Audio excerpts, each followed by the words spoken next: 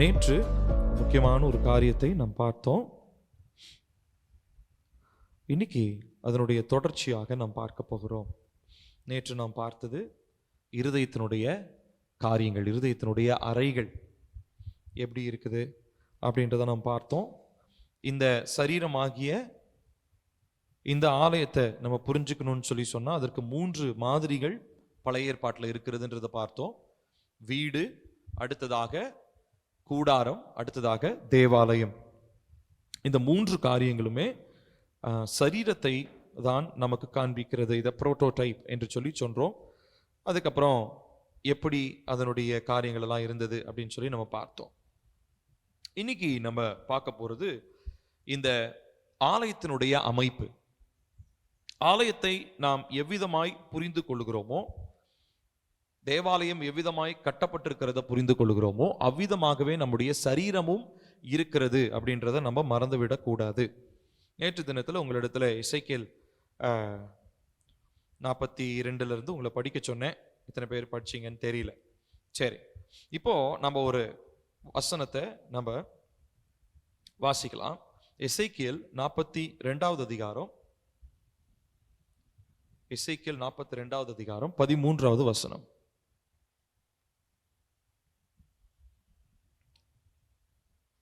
எசேக்கியேல் 42:13 சேர்ந்து வாசிப்போம். அவர் என்னை நோக்கி, பிரத்யேகமான இடத்திற்கு முன்னிருக்கிற வடப்புறமான அறை வீடுகளும் தென்புறமான அறை வீடுகளும் பரிசுத்த அறை வீடுகளாய் இருக்கிறது. கர்த்தரிடத்தில் சேருகிற ஆசாரியர் அங்கே மகா பரிசுத்தமானதையும் போஜன பலியையும் பாவ நிவாரண பலியையும் குற்ற நிவாரண பலியையும் வைப்பார்கள். அந்த ஸ்தலம் பரிசுத்தமாய் இருக்கிறது. இப்போ இந்த இருதயத்தை குறித்து, இருதயத்தினுடைய காரியங்கள், மறைந்திருக்கிற காரியங்களை குறித்து நேற்று ஒரு சின்ன இன்ட்ரோடக்ஷன் பார்த்தோம். அதனுடைய தொடர்ச்சியாக இன்னைக்கு நம்ம பார்க்க போறோம். அதுக்கு முன்னாடி இப்போ இந்த எசேக்கியேல்ல ஒரு பகுதியில் வாசிச்சோம், அறை வீடுகள், அதாவது ஆலயத்துக்குள்ளாக அறைகள் இருக்கிறது அப்படின்னு சொல்லி பார்த்தோம். அதுக்கு முன்னாடி இந்த குறிப்பிட்ட பகுதியை வேற ஒரு தேவ மனுஷன் பேசி, கர்த்தர் எனக்கு ஒரு விடுதலை கொடுத்து நான் இந்த நாளில் உங்களோட அதை பகிர்ந்து கொள்கிறேன். அதனால எனக்கு கிடைச்ச ஒரு ரெவலேஷன் இல்லை. I do not take any credit for this revelation. இந்த காரியத்தை கர்த்தர் ஒரு தேவ மனிதனுக்கு வெளிப்படுத்தினார். அவர் மூலமாக நான் என்னுடைய இருதயத்தில் விடுதலை பெற்றேன். அதனால நான் உங்களுக்கு இந்த காரியத்தை நான் கற்றுக் கொடுக்கிறேன். அதனால நல்லா கவனிங்க. பரிசுத்த ஆவியானவர் நமக்கு உதவி செய்யட்டும். மார்க்கு 5வது அதிகாரம் 9வது வசனத்துல நம்ம இவ்விதமா வாசிக்கிறோம். அங்க கலிலேயா அப்படின்ற ஒரு கடலை தாண்டி ஆண்டவராகிய இயேசு கிறிஸ்து தெக்கப்போலி என்கிறதான ஒரு இடத்துக்கு போறார். அங்க போகும்போது ஒரு மனுஷனை அவர் சந்திக்கிறார். அந்த மனுஷனுக்கு பயங்கரமான பிசாசு பிடிச்சிருந்தது. அந்த மனுஷன் ஆண்டவராகிய இயேசு கிறிஸ்து பக்கத்துல வந்த உடனே என்ன சொல்றான் அப்படின்னா, எனக்கும் உமக்கும் என்னை கஷ்டப்படுத்துறதுக்கு எதுக்காக இங்க வந்தீங்க அப்படின்னு சொல்லி அவன் கேட்கிறான். அப்போ இயேசு கிறிஸ்து அவனுடைய பேரை கேட்கிறார். கேட்ட உடனே அவன் என்ன சொல்றான், எங்க பேர் லேகியோன் அப்படின்னு சொல்றான். லேகியோன்னா என்ன அர்த்தம் அப்படின்னா 2000 பேருன்னு அர்த்தம். என்னதுங்க? 2000 பேருன்னு அர்த்தம். லீஜியன் அப்படின்னா 2000, அதாவது 2000 காலாட்படைகளை, இப்போ போர் வீரர்லாம் இருக்காங்க இல்லைங்களா, சண்டை போடுறவங்க, அந்த மாதிரி 2000. இப்போ நிறைய பேர் இருப்பாங்க. ஒரு பெரிய நாட்டில் சண்டை போடுறவங்க 10,000 பேர் இருக்காங்கன்னா அதை 5 லீஜியனா பிரிச்சிருப்பாங்க. லீஜியன்னா 2000ன்னு அர்த்தம். 2000 பேர் சேர்ந்ததை ஒரு லீஜியன் அப்படின்னு சொல்லுவாங்க. இந்த மாதிரி 2000 பேரா பிரிச்சு சண்டை போடுறதுக்காக அந்த ஆதி காலத்துல இப்படிதான் பிரிச்சிருந்தாங்க. அது பேர் தான் லீஜியன் அப்படின்னு சொல்லுவாங்க. லேகியோன் அப்படின்னு நம்ம தமிழ்ல வாசிக்கிறோம். இப்போ இந்த லேகியோன் அப்படின்றது என்னதுங்க? 2000. அப்போ இந்த மனுஷனுக்குள்ள எத்தனை பேர் இருந்துச்சு சொல்லுங்க? 2000 பேர். 2000 பேய், 2000 பிசாசு இருந்திருக்கு. லேகியோன் அப்படின்னு என்ன அர்த்தம்? 2000. அப்போ 2000 பிசாசு இருந்துச்சு. இப்ப நல்லா கவனிக்கணும். என்ன அப்படின்னு சொல்லி சொன்னா, இப்போ லேகியோன் அதாவது 2000 பிசாசும் அவ்வளவு சின்னதா இருந்துச்சா, இல்ல அத்தனை பேயும் தங்குற அளவுக்கு மனுஷனுடைய இருதயம் பெருசா இருந்துச்சா? இதுதான் நம்முடைய கேள்வி. பேய் சின்னதெல்லாம் கிடையாது, பேயெல்லாம் பெருசுதான். ஏன்னா அது பண்ற சேஷ்டையெல்லாம் பயங்கரமா இருக்குது. அப்போ இதுல இருந்து நமக்கு ஒரு தெளிவு வருது, நிறைய அசுத்தாவிகள் ஒரு மனுஷன் என்ன பண்ண முடியும், ஆட்கொள்ள முடியும். 2000 பேரு அதுவும் ஒரே இடத்துல இருந்து செயல்படுது. இப்ப அந்த மனுஷனுடைய நிலை யோசிச்சு பாருங்களேன். லூக்கா, மத்தேயு இவங்க எல்லாமே அந்த சம்பவத்தை எழுதுறாங்க. அதை பத்தி லூக்கா சொல்லும் போது என்ன சொல்றாருன்னா, அவன் சில நேரங்கள்ல கீறி கொள்வானா, அவன் சில நேரங்கள்ல கத்துவான். அவனை ஊருக்கு ஒதுக்குப்புறத்துல தான் வச்சிருந்தாங்க. கல்லறை சுடுகாடு பக்கத்துல அவனை வச்சிருந்தாங்க. ஏன்? ஊருக்குள்ள இருந்தானா அவன் பக்கத்துல யாரும் வர முடியாது. அப்படிப்பட்ட ஒரு கொடூரன். அவனுக்குள்ள அப்படிப்பட்ட பிசாசு பேய்கள் இருந்தது. ஒரு பேய் இல்ல, 2000 பேய் இருந்திருக்கு. இப்போ நல்லா கவனிக்கணும். என்ன அப்படின்னா, இந்த 2000 பேயும் ஒரு மனுஷனுடைய இருதயத்துக்குள்ள இருந்துச்சு. இப்போ இயேசுவானவர் பிசாசை குறித்து சொல்லும் பொழுது, பிசாசுக்கு ஒரு ஆர்கனைஸ்டு கிங்டம் ஒன்னு இருக்கிறத சொல்றார். பிசாசு ஒரு நல்ல ஒரு ஒழுங்கான ஒரு ராஜ்யத்தின்படி அவன் செயல்பட்டு கொண்டிருக்கிறான். பிசாசுக்கு ஒழுங்கு இல்லாம இருந்துச்சுன்னா அவனால என்ன பண்ண முடியாது, செயல்பட முடியாது. இதை பத்தி லூக்கா 11வது அதிகாரம் 17 18 வாசிச்சீங்கன்னா ஆண்டவரை இயேசு கிறிஸ்து பிசாசை பத்தி சொல்றார். லூக்கா 11 17 18 வாசிக்கலாமா? அவர்களுடைய சிந்தனைகளை அவர் அறிந்து, ஏசப்பாவை குறை சொல்றாங்க, இவன் பிசாசுனால பிசாசை துரத்துறான் அப்படின்னு சொல்லி. அப்ப அவங்க பதில் சொல்றாங்க பாருங்க. தனக்குத்தானே 17 தனக்குத்தானே விரோதமாய் பிரிந்திருக்கிற எந்த ராஜ்யமும் பாழாய் போகும், தனக்குத்தானே விரோதமாய் பிரிந்திருக்கிற எந்த வீடும் விழுந்து போகும். சாத்தானும் தனக்குத்தானே விரோதமாய் பிரிந்திருந்தால் அவன் ராஜ்யம். அப்படின்னா என்ன அர்த்தம்? பிசாசுக்குன்னு ஒரு ராஜ்யம் இருந்துச்சு. இப்போ நல்லா கவனிக்கணும். நேற்று சொன்ன தேவனுடைய ஆவியானவர் உள்ள வரும்பொழுது நம்முடைய இருதயத்திற்குள்ள என்ன ராஜ்யம் வந்துடும்? தேவனுடைய ராஜ்யம் வரும். பிசாசு உள்ள இருந்துச்சுன்னா இருதயத்துக்குள்ள பிசாசுனுடைய ராஜ்யம் குடி கொண்டு இருக்கும். இப்படி இருக்க பெயல்செபூலை கொண்டு நான் பிசாசுகளை துரத்துகிறேன் என்கிறீர்களே அப்படின்னு சொல்லி ஜீசஸ் சொல்றார். அப்போ 2000 பேய் ஒரு மனுஷனுக்குள்ள குடியிருக்கிறது சாத்தியமா? சாத்தியம். ரெண்டாவதா, 2000 பேயும் ஆர்கனைஸ்டா தன்னுடைய வேலை என்ன பண்ணுதுங்க, செஞ்சுக்கிட்டு தான் இருக்குது. ஆனா 2000 பேர் தேவ பிள்ளைகளை கூட்டு வந்து ஒரே இடத்துல உட்கார வச்சு பாருங்க, குழப்பம், பிரச்சனை, கசப்பு, கோபம். இப்ப நம்ம சர்ச்சில் ஒரு மிஞ்சி போன ஒரு 200 பேர் இருப்போம், குழந்தைங்கள்லாம் சேர்த்தா இல்லைங்களா? 200-250 பேர்னு வச்சுக்கோமே. இதுக்குள்ளேயே நமக்கு எவ்வளவு மிஸ் அண்டர்ஸ்டாண்டிங் இருக்குது, இதுக்குள்ளேயே நம்ம சரி செய்ய வேண்டியதான காரியங்கள் எவ்வளவு இருக்குது. ஆனா 2000 பேரு ஒரு மனுஷனுடைய இருதயத்துக்குள்ள உட்காந்துக்கிட்டு ஆர்கனைஸ்டா, அதாவது ரொம்ப நேர்த்தியா தன்னுடைய வேலைகளை செய்தான். காரணம் என்னன்னா, பிசாசுக்கு அவனுக்கு ஒரு லக்கு ஒன்று இருந்துச்சு. அவனுடைய டைம் ரொம்ப சீக்கிரம்னு அவனுக்கு தெரியும், அவனுடைய முடிவு சீக்கிரம்னு தெரியும். அதனால அவனால ஆர்கனைஸ்டா இருந்தாதான் என்ன பண்ண முடியும், ஆத்துமாக்களை ஜெயிக்க முடியும். அதனால தேவ பிள்ளைகளிடத்துல இல்லாத ஒற்றுமை கூட இன்னைக்கு பிசாசுக்கிட்ட தான் இருக்குது. எவ்வளவு ஒரு வேதனையான ஒரு விஷயம் பாருங்க. ஆண்டவரை ஏத்துக்கிட்டவங்க கிட்ட ஒற்றுமை கிடையாது, ஆனா பிசாசு பிடிச்சிருக்கிற மனுஷனுக்குள்ளேயும் பிசாசுகளுக்குள்ளேயும் பல ஒற்றுமை இருக்கிறத நம்மளால பார்க்க முடிகிறது. அப்போ இவ்விதமான 2000 பிசாசும் தங்குகிறதுக்கு ஏதுவாக மனுஷனுடைய இருதயம் இடம் இருக்குது, அவைலபிலிட்டி, ஸ்பேஸ் அவைலபிலிட்டி இருக்குது. கூடாரமா எடுத்துக்கிட்டீங்கன்னா கிடையாது. ஆனா தேவாலயமா பாத்தீங்கன்னா, ஏன்னா தேவாலயத்துல என்ன இருக்குன்னு சொன்னேன், நிறைய அறைகள் இருக்குதுன்னு சொன்னேன் இல்லைங்களா? சோ அப்போ கண்டிப்பா அதுல நிறைய அறைகள் இருக்கிறனாலே அதில் நிச்சயமாக தங்க முடியும். இது பாத்தீங்கன்னா இந்த சாலமோனுடைய தேவாலயம் பாத்தீங்கன்னா இந்த கூடாரத்தினுடைய ஆசரிப்பு கூடாரத்தினுடைய ஒரு அப்கிரேடட் வெர்ஷன் மாதிரி வச்சுக்கலாம். இப்ப இதுல பாத்தீங்கன்னா எல்லாருக்கும் ஒரு ரூம் இருந்தது. உதாரணத்துக்கு இப்ப தேவாலயத்துல கொயர் மெம்பர்ஸ் இருப்பாங்க, பாட்டு பாடுறவங்க இருப்பாங்க, அவங்களுக்கு ஒரு ரூம் இருந்துச்சு. அப்புறம் ஆசாரியர்களுக்கு ஒரு ரூமு, அப்புறம் ஆசாரியர்களுடைய ட்ரெஸ் எல்லாம் வைக்கிறதுக்கு ஒரு ரூமு. இப்படி நிறைய ரூமு, கிட்டத்தட்ட 90 ரூம் இருக்குது. அதை நம்ம வசனத்துல வாசிக்கிறோம். 90 அறைகள் இந்த தேவாலயத்துல இருந்துச்சு.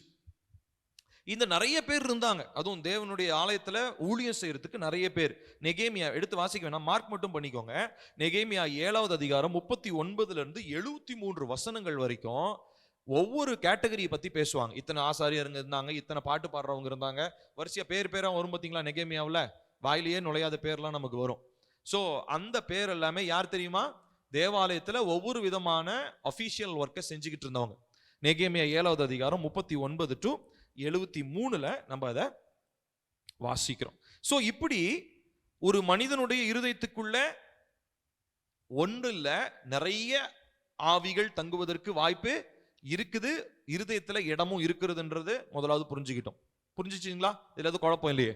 அடுத்தது வாங்க இன்னொரு வசனத்தை நம்ம வாசிப்போம். இப்போ இந்த வாசிச்சோன்னு சொன்னா 4 முக்கியமான காரியங்களை நம்ம பார்க்க போகிறோம். எடுங்க 1 ராஜாக்கள் 6வது அதிகாரம், 1 ராஜாக்கள் 6வது அதிகாரம் 1 to 9 வசனங்கள். 1 ராஜாக்கள் 6வது அதிகாரம் 1 to 9 வசனங்கள். எடுத்துட்டீங்களா? சேர்ந்து வாசிக்கலாமா? இஸ்ரவேல் புத்திரர் எகிப்து தேசத்திலிருந்து புறப்பட்ட 480 வருஷத்திலும், சாலமோன் இஸ்ரவேலின் மேல் ராஜாவான 4ஆம் வருஷம் சீப் மாதமாகிய 2ஆம் மாதத்திலும் அவன் கர்த்தரின் ஆலயத்தை கட்டத் தொடங்கினான். சாலமோன் ராஜா கர்த்தருக்கு கட்டின ஆலயம் 60 முழ நீளமும் 20 முழ அகலமும் 30 முழ உயரமுமாய் இருந்தது. ஆலயமாகிய அந்த மாளிகையின் முகப்பிலே அவன் கட்டின மண்டபம் ஆலயத்தின் அகலத்திற்கு சரியாய் 20 முழ நீளமும் ஆலயத்துக்கு முன்னே 10 முழ அகலமுமாய் இருந்தது. 4வது வசனம், பார்வைக்கு குறுகி போகிற ஒடுக்கமான ஜன்னல்களை ஆலயத்திற்கு செய்வித்தான். அவன் தேவாலயத்தின் சுவரும் சந்நிதி ஸ்தான சுவருமாகிய ஆலயத்தின் சுவர்களுக்கு அடுத்ததாய் சுற்றுக்கட்டுகளை கட்டி அவைகளில் அறைகளை சுற்றிலும் உண்டாக்கினான்.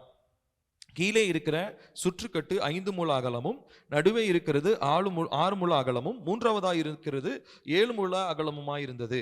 அவைகள் ஆலயத்தினுடைய சுவர்களிலே தாங்காதபடிக்கு ஆலயத்தை சுற்றிலும் புறம்பே ஒட்டு சுவர்களை கட்டுவித்தான். 8ஆம் வசனத்துக்கு வாங்க. நடு அறைகளுக்கு போகிற வாசற்படி ஆலயத்தின் வலதுபுறத்தில் இருந்தது. சுழற்படிகளிலால் நடு அறைகளுக்கும் நடு அறைகளிலிருந்து 3வது அறைகளுக்கும் ஏறுவார்கள். இவ்விதமாய் அவன் ஆலயத்தை கட்டி கேதுரு மர உத்திரங்களாலும் பலகைகளாலும் ஆலயத்தை மச்சுப்பாவி முடித்தான். 11ஆம் வசனம், 11 to 13 வாசிப்போம். அப்பொழுது கர்த்தருடைய வார்த்தை சாலமோனுக்கு உண்டாயிற்று. அவர், நீ என் கட்டளைகளின்படி நடந்து என் நீதி நியாயங்களை நிறைவேற்றி என் கற்பனைகளின்படியெல்லாம் நடந்து கொள்ளும்படி அவைகளை கை கொண்டால், நீ கட்டுகிற இந்த ஆலயத்தை குறித்து நான் உன் தகப்பனாகிய தாவீதோடே சொன்ன என் வார்த்தையை உன்னிடத்தில் நிறைவேற்றி இஸ்ரவேல் புத்திரர் நடுவிலே வாசம் பண்ணி என் ஜனமாகிய இஸ்ரவேலை கைவிடாதிருப்பேன் என்றார்.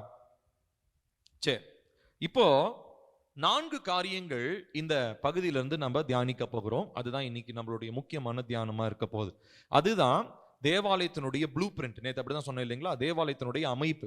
ஒரு கட்டடம் கட்டணும்னா அந்த கட்டடத்துக்கு என்ன இருக்குதுங்க? ஒரு மேப் போடுவாங்க. பார்த்துருக்கிறீங்களா? எங்க ப்ராப்பரா என்ஜினியர் மேஸ்திரி கட்டுறதுக்கெல்லாம் கட்டடம் அவரெல்லாம் மேப்லாம் போட மாட்டார். ஏன்னா அவர் போட தெரியாது.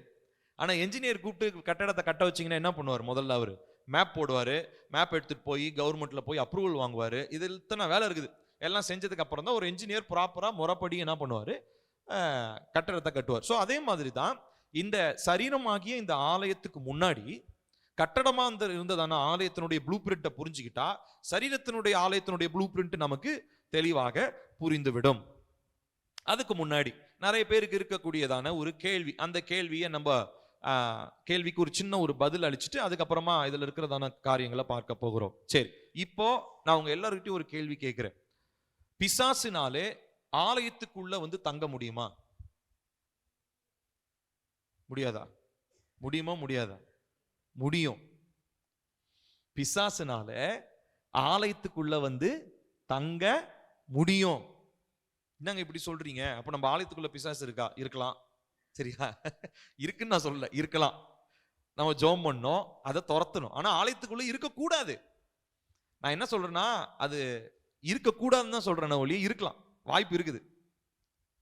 ஓகே, சரிங்களா? ஓகே, நம்ம அதை பத்தி ஒரு சில காரியங்கள்லாம் நம்ம கொஞ்சம் தெளிவு பண்ணிட்டோம்னு சொன்னா அதுக்கப்புறமா நான் சொல்ல போறது உங்களுக்கு புரியும். சரி, இப்போ நல்லா கவனிக்கணும். என்ன அப்படின்னா, நம்மளுடைய வாழ்க்கை இயேசுவுக்கு சொந்தமா இருந்தாலும் அதுக்குள்ள பிசாசனுடைய தாக்கங்கள் வருவதற்கு வாய்ப்பு 100% இருக்கு. எப்படின்னு கேக்குறீங்களா? நான் சொல்றேன். இப்போ நம்ம எல்லாருமே இயேசுவின் ரத்தத்தினாலே மீட்கப்பட்டு ரட்சிக்கப்பட்டவங்க, ஆமாவா? அதுல எந்த டவுட்டும் கிடையாது. ரட்சிக்கப்பட்டோம். இயேசுவின் ரத்தத்தினாலே மீட்கப்பட்டோம், தேவ பிள்ளைகளா மாறிட்டோம். லீகலா பரலோகத்தில் இருக்கிறதான நீதிமன்றத்தின்படி நம்மளுடைய பேரு நித்திய வாழ்க்கைக்காக என்ன பண்ணப்பட்டுருச்சு? முத்திரிக்கப்பட்டோம், நம்ம சீல் பண்ணப்பட்டுட்டோம், இட்டர்னலி செக்யூர்னு சொல்றோம். ஆனாலும் நம்ம எப்படி நம்ம பேர் லீகலான சட்டப்படி இயேசுவின் ரத்தம் சிந்தினதுனால சட்டப்படி நம்ம பேர் எங்க இருக்குது? பரலோகத்தில் இருக்குது. இப்ப இதே மாதிரி நம்ம வாழ்க்கையில லீகலா பிசாசு நுழையக்கூடியதான வழியும் இருக்குது. அதை நம்ம அனலைஸ் பண்ணி அதை நம்ம அறிந்து கொண்டு அந்த லீகலா இருக்கிறதான காரியங்களை, அவன் சட்டப்படி வரக்கூடிய காரியங்களை சரி பண்ணலனா, நம்ம பேர் என்னதான் சட்டப்படி பரலோகத்தில் எழுதப்பட்டிருந்தாலும் பிசாசும் சட்டப்படி என்ன பண்ணுவான்? வாழ்க்கைக்குள்ள வருவதற்காக 100% வாய்ப்பு இருக்குது. So demons can forcefully enter. Demons cannot forcefully enter unless legally granted. சட்டப்படி நம்ம அனுமதி கொடுக்கலனா பிசாசுனால அப்படியே அடிச்சு புரண்டுலாம் நம்ம வாழ்க்கைக்குள்ள வர முடியாது. சோ பிசாசு ஒரு மனுஷனுடைய வாழ்க்கைக்குள்ள, தேவ பிள்ளையினுடைய வாழ்க்கைக்குள்ள பிசாசு இருக்குன்னா அதுக்கு என்ன அர்த்தம்? லீகலா சட்டப்படி இவங்க என்ன பண்ணிருக்கிறாங்க? ஒரு கதவை திறந்து கொடுத்துட்டாங்க. நான் சொல்றது புரியுதா? ஓகேங்களா? இப்ப இதை புரிஞ்சுக்கிறதுக்கு ஒரு சில வசனங்களை நம்ம வாசிக்கலாம். பாருங்க, மத்தேயு 13வது அதிகாரம் 3-4 வசனங்கள். மத்தேயு 13:3-4.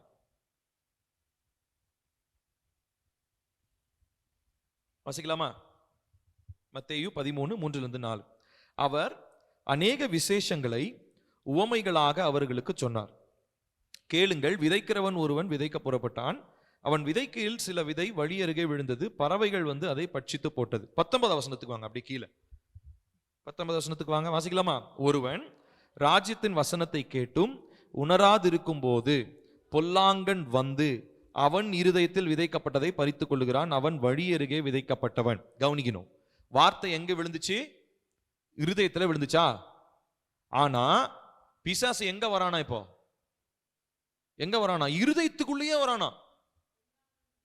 பொல்லாங்கன் வந்து, பாருங்க, வந்து அவன் இருதயத்தில் விதைக்கப்பட்டதை. சோ இந்த மனுஷன், இந்த வார்த்தையை கேட்ட மனுஷன் ஏதோ ஒரு இடத்துல தன்னுடைய வாசலை என்ன பண்ணிட்டான்? லீகலா பிசாசுக்கு ஓபன் பண்ணி கொடுத்துட்டான். அதனால அந்த பிசாசுனால பொல்லாங்கன் வந்து இருதயத்துல விதைக்கப்பட்ட விதையை என்ன பண்ணிட்டான்? திருடி செல்லுட்டான். விதைக்கப்பட்டதை பறித்துக் கொள்ளுகிறான். அவன் வழியருகிறே விதைக்கப்பட்டவன். அப்ப இந்த பறவை அப்படின்றது, பறவன் தானே சொன்னாரு, பறவை தான் வந்து பறிச்சு. அப்ப பறவைன்றது ஜென்ரலாவே நியூ டெஸ்டமெண்ட்லயும் ஓல்ட் டெஸ்டமெண்ட்லயும் வந்து பாத்தீங்கன்னா பறவைகள் அப்படின்னு சொல்லப்படுறது எல்லாமே எதை குறிக்குது? நான் நேற்று சொன்ன மாதிரி புரோட்டோடைப் மாதிரி பறவை அப்படின்றது எதை குறிக்குது? நிறைய இடங்கள்ல, எல்லா இடத்துலயும் இல்ல, மேக்சிமம் அது எதை குறிக்கும் அப்படின்னா பிசாசு அது குறிக்குது. பட்சிகள், பறவைகள். இன்னொரு இடத்துல தேவன் வந்து ஒரு பறந்து காக்கும் பட்சியை போல இஸ்ரவேலை காக்குறாரு, அந்த இடத்துல வேற. சோ எல்லா இடத்துலயும் அப்படி இருக்காது. பட் மேக்சிமமா பறவை அப்படின்னு சொல்லப்படுறது எதை குறிக்குது? பிசாசை குறிக்குது. அதனாலதான் பொல்லாங்கன்னு அவரே சொல்லிட்டார். ஜீசஸே சொன்ன ஒரு இன்டர்பிரேஷன் தான் அது. சோ அப்போ பிசாசு தேவ பிள்ளையினுடைய இருதயத்துக்குள்ள வர முடியுமா? முடியும். நீங்க நல்ல 100% உங்க மைண்ட்ல எழுதி வச்சுக்கோங்க இதை. ஆனா நம்ம அதுக்கு ஜாக்கிரதையா இருக்கணும். வர முடியும் சொல்லிட்டே இருக்கிறதுக்காக வரக்கூடாது. ஆக்சுவலி முறைப்படி சொன்னா சட்டப்படி அவன் வரக்கூடாது. ஏன்னா நம்மளுடைய பேர் எங்க எழுதப்பட்டிருக்கிறது? இயேசுவின் ரத்தத்தினால நித்தியத்துல எழுதப்பட்டிருக்கிறது. ஆனா அவன் சட்டப்படி உள்ள நுழையிறதுக்கு நம்ம வாழ்க்கையில இன்னும் திறந்து இருக்கிறதான கதவுகள் இருக்கிறது. லீகலா அவன் வருகிறதுக்கான ஒரு கதவு திறக்கப்பட்டிருக்கிறது. அதை நம்ம அடைக்கணும். அப்போஸ்தலர் 5வது அதிகாரம் 3வது வசனம் இவ்விதமா சொல்லுது. பாருங்களேன், அங்க அனனியா சப்பீரால்னு 2 பேர் இருக்கிறாங்க. அவங்கள பத்தி பேதுரு சொல்றார். அப்போஸ்தலர் 5:3 பாத்தீங்கன்னா, பேதுரு அவனை நோக்கி, அனனியாவே, நிலத்தின் கிரயத்தில் ஒரு பங்கை வஞ்சித்து வைத்து பரிசுத்த ஆவியினிடத்தில் பொய் சொல்லும்படி சாத்தான் உன் இருதயத்தை நிரப்பினது என்ன? அனனியா சப்பீராலும் யாரு? அவிசுவாசியா விசுவாசியா? விசுவாசி. யாருக்கு காணிக்க கொடுக்குறாங்க? தேவனுக்கு காணிக்க கொடுக்குறாங்க. தேவனுக்கு காணிக்க கொடுக்கறதுல கொஞ்சத்தை ஏமாத்தி வச்சுக்கிட்டாங்க. அவங்க வந்து சட்டப்படி நியாயப்படி பேதுருக்கிட்ட என்ன, பேதுருவே எங்களுக்கு தேவை இருக்குது, நாங்கள் கொஞ்சம் எடுத்து வச்சுட்டு கொஞ்சம் கொடுக்குறோன்னு அவன் சொல்லியிருக்கலாம். ஆனா அவங்க வந்து பொய் சொல்றாங்க. 2 பேரும் ஒரே மாதிரி, ஹஸ்பண்ட் அண்ட் ஒய்ஃப் 2 பேரும் ஒரே மாதிரி பொய் சொல்றாங்க. அப்பதான் பேதுரு கேட்கிறாரு, சாத்தான் உன்னுடைய இருதயத்தை நிரப்பினது என்ன? So there is a 100%, there is a 200% possibility, ஒரு 200% நமக்கு வாய்ப்பு இருக்குது. என்ன வாய்ப்பு? பிசாசானவன் நித்தியமாய் காக்கப்பட்ட ரட்சிக்கப்பட்ட ஒரு விசுவாசியினுடைய இருதயத்தை கூட என்ன பண்ண முடியும்? தொட முடியும், நிரப்ப முடியும். நான் சொல்றது புரியுதுங்களா? இது வசனத்துல இருந்து தான் நம்ம எல்லா காரியங்களையும் நம்ம பார்க்கிறோம். சோ அப்ப பாருங்க, கர்த்தர் ஒரு அவிசுவாசி இந்த மாதிரி பிசாசு தன்னுடைய இருதயத்துல நிரப்பிக்கிறத கர்த்தர் அதுக்கு ஒரு பெரிய பிரச்சனை இல்லை, ஏன்னா அவன் பிசாசுக்கு சொந்தம். ஆனா தேவ பிள்ளை பிசாசினுடைய தாக்கங்கள்னாலே அவனுடைய இருதயம் நிரப்பப்பட்டிருக்கிறது தேவனுடைய சித்தமா இல்லை. நான் சொன்னேன் இல்லைங்களா, நேத்து சொன்னேன், நம்முடைய இருதயன்றது மகா பரிசுத்த ஸ்தலம். ஆக கர்த்தர் இருக்கிறார். அப்ப அந்த இருதயத்துல தீட்டானது ஒன்றையும் அவர் அனுமதிக்க மாட்டார். அப்படி இருந்துச்சுன்னா அதை அவர் அழிச்சிருவார். அப்படி பார்த்தா நம்மளாம் என்னைக்கோ செத்துருக்கணும். ஆமா தானே? அவருடைய பரிசுத்தத்துல நம்ம என்னைக்கோ நம்ம மடிஞ்சு போயிருக்கணும். அவர் பாவத்தை பார்க்க மாட்டாத சுத்த கண்ணரா இருக்கிறார். ஆனா நம்மளுடைய இருதயத்தில் இருக்கிற பாவத்தை இன்னும் பார்த்துட்டு எப்படி இருக்கிறாரு? ஏன்னா ஏசப்பா இன்னும் நமக்காக பரிந்து பேசிக்கிட்டே இருக்கிறார். அவனை அழிச்சிடாதீங்க, என்னைக்காவது ஒரு நாள் அவனுடைய இருதயத்திலிருந்து ஒரு மனமாற்றம் அவனுக்கு உண்டாகும் சொல்லி நமக்காக பிதாவின் இடத்துல ஏசப்பா என்ன பண்றாருங்க? பரிந்து பேசிக்கிட்டே இருக்கிறார். நான் சொல்றது புரியுதுங்களா? சோ இங்க இந்த பறவையை பத்தி பார்த்தோம், இருதயத்துக்குள்ள வர்ற பறவை. இன்னொரு பறவை ஒண்ணு இருக்குது பாருங்க, மத்தேயு 13வது அதிகாரம் 31 to 32. இந்த இடத்துல நம்ம ப்ராப்பரா நம்ம புரிஞ்சுக்கணும், ப்ராப்பரான ஒரு எக்ஸிஜிசிஸ் நம்ம பண்ணணும். 13வது அதிகாரம் 31 to 32 வாசிக்கலாமா? மத்தேயு 13, 31 to 32. வேறொரு உவமையை அவர்களுக்கு சொன்னார். பரலோக ராஜ்யம் கடுகு விதைக்கு ஒப்பாயிருக்கிறது. அதை ஒரு மனுஷன் எடுத்து தன் நிலத்தில் விதைத்தான். அது சகல விதைகளிலும் சிறிதாயிருந்தும் வளரும் போது சகல பூண்டுகளிலும் பெரிதாகி ஆகாயத்து பறவைகள் அதன் கிளைகளில் வந்து அடையத்தக்க மரமாகும். இது ப்ராப்பரா சொல்லணும்னா தேவனுடைய ராஜ்யத்தை பத்தி பேசப்படுது. தேவனுடைய ராஜ்யத்துல அநேகர் வந்து அதுல தஞ்சம் புகுந்து கொள்வாங்க, அதுல அவங்களுக்கு புகலிடமா இருக்கும் அப்படின்றது சொல்லப்பட்டிருந்தாலும் அதுல கூட எல்லா பறவையும் தான் வரப்போகுது. நான் சொல்றது புரியுதா? நல்ல பறவையும் வரும், அந்த மரத்தை கெடுக்கும்படியான இருக்கிறதான பறவைகளும் என்ன பண்ணும்? கண்டிப்பா வரும். சோ அப்ப பறவைகள் வரும் பொழுது ரொம்ப ரொம்ப நம்ம ஜாக்கிரதை. பறவைன்றது பொல்லாங்கனை அது குறிக்கிறதாக இருக்கிறது. சோ அப்போ இவ்விதமாக தேவனுடைய ராஜ்யம் அப்படின்றது கட்டப்படும் பொழுது, அதனாலதான் சொன்னேன், தேவனுடைய ராஜ்யம் நம்முடைய இருதயத்துல கட்டப்படும் பொழுது இந்த இருதயத்தில் இருக்கிறதான தேவனுடைய ராஜ்யத்தை பறித்து கொள்ளும்படியாக பறவை என்ன பண்ணுதுங்களாம்? பொல்லாங்கன் இருதயத்துக்குள்ள வரான், நம்மளுடைய தேவனுடைய ராஜ்யத்துக்குள்ள வந்து உட்கார்றான். இப்போ இன்னைக்கு நீங்க திரும்பி நிறைய யூடியூப்ல பாத்தீங்கன்னா தேவனுடைய ராஜ்யம் எப்படி தேவையில்லாத பறவைகளினால நிரம்பி இருக்கிறதுன்றது நல்லா பார்க்க முடியும். யூடியூப்ல போய் பார்த்தோம்னா நமக்கு நல்லா தெரியும். யூடியூப் பக்கமே நம்ம அதுக்காக தான் போகக்கூடாது, சரிங்களா? யூடியூப்ல நம்ம தேவனுடைய வார்த்தையை கேட்கறதோட நம்ம நிறுத்திக்கணும். யூடியூப்ல நிறைய காரியங்கள் தேவனுடைய ராஜ்யம்ன்ற பேர்ல, இயேசுன்ற பேர்ல நடக்கிறதான நிறைய காரியங்கள், இவர் அவரை குறை சொல்றது, இவர் அவரை குறை சொல்றது, அவர் இயேசுவின் நாமத்தை அவரு தூஷணப்படுத்துறது, அவிசுவாசிகளுக்கு முன்பதாக விசுவாசிகளே ஏசப்பா அவருடைய பேரை என்ன பண்றாங்க தெரியுங்களா? கெடுத்து குட்டி செவராக்குறாங்க. இதெல்லாம் என்னவாதான் பார்க்கப்படுகிறது? தேவனுடைய ராஜ்யத்துல, அந்த மரமாகிய தேவனுடைய ராஜ்யத்துல வந்து உட்காருகிறதான தீமையான பறவைகள், தீமையான பட்சிகள், இது எல்லாமே அழிவை கொண்டு வருகிறதாக இருக்கிறது. சோ இந்த தேவனுடைய ராஜ்யம்ன்ற இந்த மரத்துல உட்கார்ற எல்லா பறவையும் நல்ல பறவை கிடையாது. அதை கெடுத்து நாசம் பண்ணணும்னு ஒரு சில பறவைகள் இருக்குது. சோ அதையும் நம்ம புரிந்து கொள்ள வேண்டும். சோ பறவைகள் என்பது தீமையை குறிக்கிறது அப்படின்றத நம்ம பார்க்கிறோம். அப்போ நம்மளுடைய வாழ்க்கையில நம்ம தேவனுடைய ராஜ்யத்துல நம்ம வளர வளர நிறைய பறவைகளை நம்ம அட்ராக்ட் பண்ணுவோம். நான் சொல்றது புரியுதா? சோ அதனாலதான் ஸ்பிரிச்சுவலா வளர வளர தேவையில்லாத பறவை நம்ம மேல வந்து பறக்கிறதுக்கு நம்ம என்ன பண்ணக்கூடாது? அனுமதிக்க கூடாது. பொதுவாக அப்படி சொல்லுவா இல்லைங்களா? பறவை தலை மேல பறக்கிறத தவிர்க்க முடியாது, ஆனா தலை மேல வந்து கூட்ட கட்டுறதை என்ன பண்ண முடியுமா? தவிர்க்க முடியும். காக்கா மேல பறந்துச்சுன்னா நீங்க துரத்திட்டு இருக்க வேண்டிய அவசியம் இல்லை. ஆனா காக்கா உங்க தலை மேல வந்து கூட்டு கட்டுச்சுன்னா நீங்க என்ன பண்ணலாம்? துரத்துறதுக்கு உங்களுக்கு அதிகாரம் இருக்கு. ஸோ அதே போலதான் நம்ம எந்த அளவுக்கு தேவனுடைய ராஜ்யத்துல வளர்றோமோ அந்த அளவுக்கு, இப்ப இந்த உவமையின்படி அந்த மரமாகி அந்த ராஜ்யம் என்ன பண்ணுதுங்களா? அநேக பறவைகளை ஈர்க்கிறதா இருக்குது, அட்ராக்ட் பண்ணுது. So the more you grow spiritually, the more you will attract more demons. ஆனா அந்த டீமன்ஸ்க்காக பயப்பட வேண்டிய அவசியம் இல்லை, அந்த பிசாசுகளுக்காக பயப்பட வேண்டிய அவசியம் இல்லை. ஏன்னா நமக்குள்ள இருக்கிறதான தேவனுடைய ராஜ்யம் நிச்சயமாக அந்த தீமையின் ராஜ்யத்தை என்ன பண்ணும், மேற்கொள்ளும் என்கிறதான ஒரு அதிகாரம், ஒரு தைரியம் நமக்கு இருக்குது. அதனால நம்ம அதை குறித்து நம்ம கவலைப்பட வேண்டாம். அதனாலதான் ஒவ்வொரு நாளும் எவ்வளவு பரிசுத்தவானா இருந்தாலும், எவ்வளவு அக்கினியான மனுஷனா இருந்தாலும், பரிசுத்த ஆவியானவருடைய அக்கினியினாலே நாம் சோதிக்கப்பட்டு ஆராய்ந்து பரிசுத்தத்துக்கு ஒப்பு கொடுத்து அனுதினமும் பரிசுத்தத்தை நம்ம என்ன பண்ணணுங்க, வாஞ்சிக்கிறவர்களாக நாம் இருக்க வேண்டும். நான் சொல்றது புரியுதுங்களா? பறவைகளை பத்தி பார்த்தோம். இப்போ புரியுதுங்களா? இப்போ இதெல்லாம் உங்களுக்கு எதுக்காக நான் சொன்னேன்னா, கிறிஸ்தவனுடைய இருதயத்துக்குள்ள பிசாசு வர முடியுமா? இப்ப பதில் சொல்லுங்க. வர முடியும். தேவாலயத்துக்குள்ள பிசாசு வர முடியுமா? வர முடியும். 100%, 200,000% சான்ஸ் இருக்கு. எத்தனை பர்சன்ட் வச்சுக்கோங்க, 100% சான்ஸ் இருக்கு. ஏன்னா லீகலா அவனுக்கு ஏதோ ஒரு அதிகாரம் அவன் நுழைவதற்கு கொடுக்கப்பட்டிருக்கிறது. அதை தான் நம்ம புரிந்து கொள்ளணும். சரி, இப்போ முதல்ல அந்த பகுதியை வாசித்தோம் இல்லைங்களா? அதாவது 1 ராஜாக்கள்ல வாசித்தோம். அதுல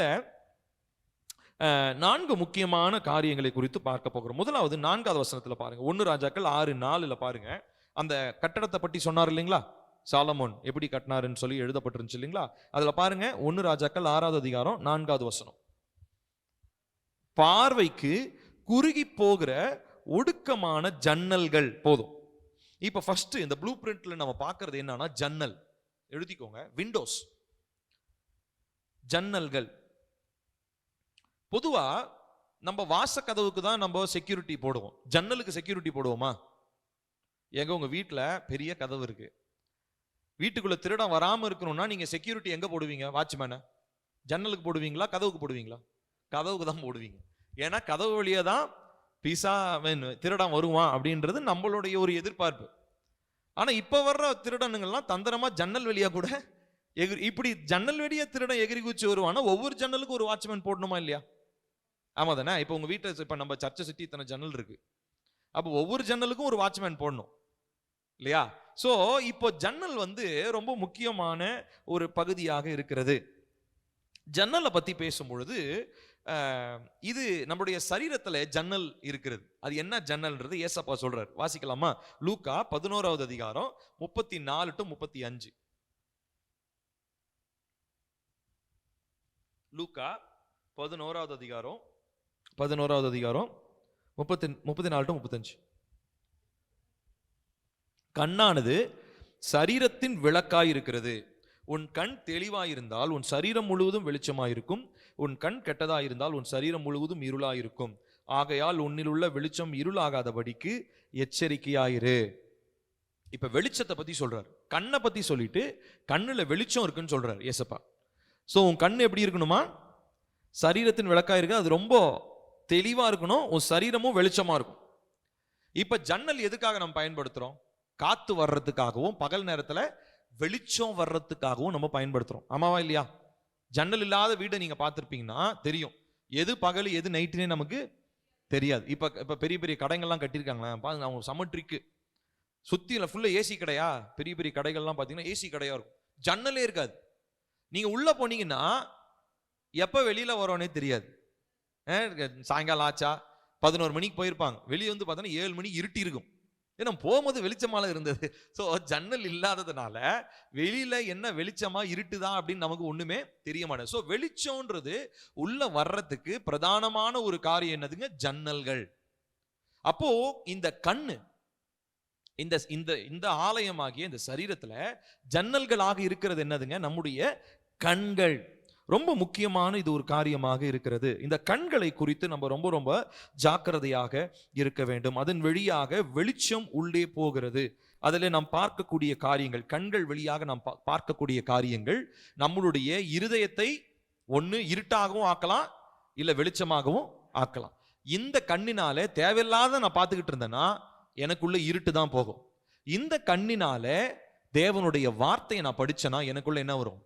வெளிச்சம் வரும். நான் திரும்ப சொல்றேன், இந்த கண்ணினாலே தேவனுக்கு பிரியமில்லாத காரியங்களை பார்க்கும்போது என் ஆலயம் இந்த ஆலயம் இருளடையும். ஆனால் இந்த கண்ணினாலே கர்த்தருடைய வார்த்தையை நான் பார்க்க இந்த ஆலயம் வெளிச்சத்தினாலே நிரப்பப்பட்டிருக்கும். பாருங்க, இது பிசாசனுடைய ஒரு பயங்கரமான ஒரு தந்திரம். இந்த ஜன்னல்களை வந்து சேதப்படுத்துறது, இந்த ஜன்னல்களை இருளாக்குறது வந்து பிசாசனுடைய ஒரு பயங்கரமான தந்திரம். 2 கொரிந்தியர் 2 எடுத்து வாசிக்க வேணாம், ஜஸ்ட் மார்க் பண்ணிக்கோங்க. 2 கொரிந்தியர் 2:11 பிசாசை பத்தி பவுல் சொல்றாரு. அவனுடைய தந்திரங்கள், பிசாசனுடைய தந்திரங்கள் வந்து நமக்கு தெரியாதவைகள் அல்லவே. we are not ignorant of the devil's plan. பிசாசனுடைய திட்டங்கள் நமக்கு தெரியாதவைகள் அல்ல. அதெல்லாம் புதுசா அவன் ஏதோ செய்யறான்லாம் கிடையாது. அவன் ஏற்கனவே செஞ்சதை தான் அவன் செஞ்சுக்கிட்டு இருக்கிறான். ஆகையினாலே நம்ம அதை குறித்து கலங்க வேண்டிய அவசியம் இல்லை, புதுசுலாம் எதுவும் கிடையாது அப்படின்னு சொல்றார். அப்போ ஒவ்வொரு திறக்கப்பட்ட ஒரு வாசலும் சத்துரு உள்ளே நுழைந்து, யோவான் 10:10 ஜீசஸ் சொல்றாரு இல்லைங்களா, சத்ருவானன் பிசாசானவன் திருடவும் கொல்லவும் அழிக்கவும் வருகிறானே அன்றி வேறொன்றுக்கும் வரான். அப்போ இந்த ஜன்னல் வழியா அவன் நுழைஞ்சு என்ன பண்றானா, திருடவும் கொல்லவும் அழிக்கவும் வருகிறான். சொல்றது புரிஞ்சா? இப்ப ஜன்னல்ன்றது என்னது? நம்மளுடைய கண்கள். இப்போ ஒரு குட்டி ஜெபம் பண்ண போறோம். நம்ம எல்லாரும் அப்படியே கண்களை மூடி இருக்கிற இடத்துல இப்போ ஒரு ஜெபம் பண்ண போறோம். எல்லாரும் என் பின்னாடி சொல்லுங்க. பரிசுத்த ஆவியானவரே, என்னுடைய ஆலயத்தினுடைய ஜன்னல்களாகிய என் கண்களை உம்முடைய அக்கினியினாலே பரிசுத்தப்படுத்தும். பரிசுத்த ஆவியானவரே, என் கண்களை பரிசுத்தமாக்கும்.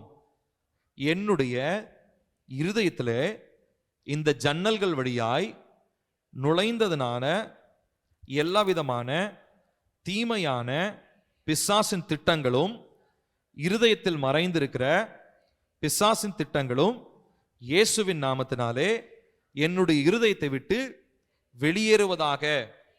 அவற்றினுடைய செயல்பாடுகளை இயேசுவின் நாமத்தில் என்னுடைய இருதயத்தை விட்டு நான் வெளியேற்றுகிறேன்.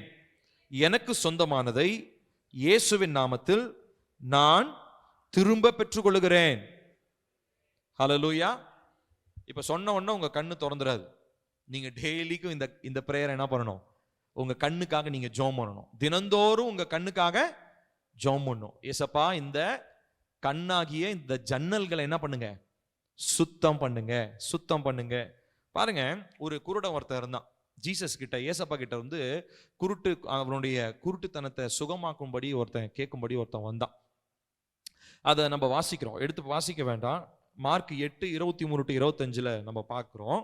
ஒரு குருடனுடைய கையை பிடித்து அவன் கிராமத்திற்கு வெளியே அழைத்து கொண்டு போய் அவன் கண்களில் உமிழ்ந்து அவன் மேல் கைகளை வைத்து, எதையாகிலும் காண்கிறாயா என்று கேட்டார். அவன் ஏறிட்டு பார்த்து, நடக்கிற மனுஷரை மரங்கள் போல காண்கிறேன் என்றான். பின்பு அவர் மறுபடியும் அவன் கண்களின் மேல் கைகளை வைத்து அவனை ஏறிட்டு பார்க்கும்படி செய்தார். அப்பொழுது அவன் சொஸ்தமடைந்து யாவரையும் தெளிவாய் கண்டான். இப்ப எனக்கு ஒரு டவுட் வந்துச்சு. ஏன் ஏசப்பா எப்பயுமே தடவையே ஃபர்ஸ்ட் அட்டம்ப்ட்ல அவரு எல்லாத்தையும் சுகப்படுத்துறவர், ஆனா இங்க ஏன் இது 2 தடவை? இது வந்து நமக்கு ஒரு அடையாளமா வைக்கப்பட்டிருக்குது. என்ன அப்படின்னா, you need to force your way through miracles. அற்புதம் நடக்கணும்னா நம்ம திரும்ப என்ன பண்ணிட்டே இருக்கணும்? கேட்கணும். இப்ப இந்த தாட்டி பார்வை வந்தப்போ இவனுக்கு எப்படி இருந்துச்சான்? அந்த மனுஷங்கள்லாம் நடக்கிற மரங்கள் மாதிரி இருந்தாங்களாம். சோ அதனால வந்து இவன் அந்த தாட்டியுமே இவன் திருப்தி அடைஞ்சிடல. இவனுக்கு இன்னும் தெளிவா வேணும்ன்ற ஆசை இவனுக்குள்ள இருந்துச்சு. அதே நேரத்துல ஏசப்பாவும் என்ன எதிர்பார்த்தாரு? இவன் உண்மையாலுமே இந்த அற்புதத்தை ஆசைப்படுறானா அப்படின்னு சொல்லி அவர் எதிர்பார்க்கிறார். அதனாலதான் இன்னொரு டைம் அவர் என்ன பண்றாரு? அவனுக்கு ஜெபம் பண்ணி அவனுக்கு சுகத்தை பெற்றுக் கொடுக்குறேன். நான் சொல்றது உங்களுக்கு புரியுதுங்களா? சோ நிறைய பேரு நான் எதுக்காக நான் சொல்றேன்னா, இப்ப நீங்க பண்ண இந்த ஒரு ஜெபத்துல உங்க கண்ணு திறக்கப்படாது. ஏன்னா பல வருஷமான காரிருள் நம்ம ஜன்னல் வழியா போயிருக்குது. இப்போ பல நாட்களாய், பல மாதங்களாய், பல வருடங்களாய் செய்தாதான் உள்ள இருக்கிறதான காரிருள் என்ன ஆகும்? வெளியே போகும். ஏன்னா அந்த அளவுக்கு தீமையை நம்ம ஜன்னல் வெளியே உள்ள போக அனுமதிச்சிட்டோம். இப்போ காரிருள் இருக்குதுன்னு நம்ம இருதயத்துல தெரிஞ்சிருச்சு. இப்போ கர்த்தருடைய வெளிச்சம் உள்ள வர்றதுக்கு அனுமதிக்கணும். அதே நேரத்துல உள்ள இருக்கிறதான இருள் வெளியே போகணும்னு சொல்லி இல்ல தினந்தோறும் நீங்க ஜெபிக்கணும். நீங்க என்ன சொல்லி ஜெபிக்கணும்? என் கண்கள் ஆகிய ஜன்னல்கள் இயேசுவின் நாமத்தினாலே சுத்திகரிக்கப்படணும். இந்த ஜன்னல் வழியாக, கண்கள் வழியாக நுழைந்ததான மன இருள் என்னுடைய இருதயத்தை விட்டு வெளியேறணும்னு சொல்லி நாம் தினந்தோறும் ஜெபிக்க வேண்டியது அவசியமாக இருக்கிறது. இந்த மனிதன் மூலமாக இந்த காரியத்தை நம்ம கற்றுக்கொள்றோம், இந்த குருடன் மூலமா.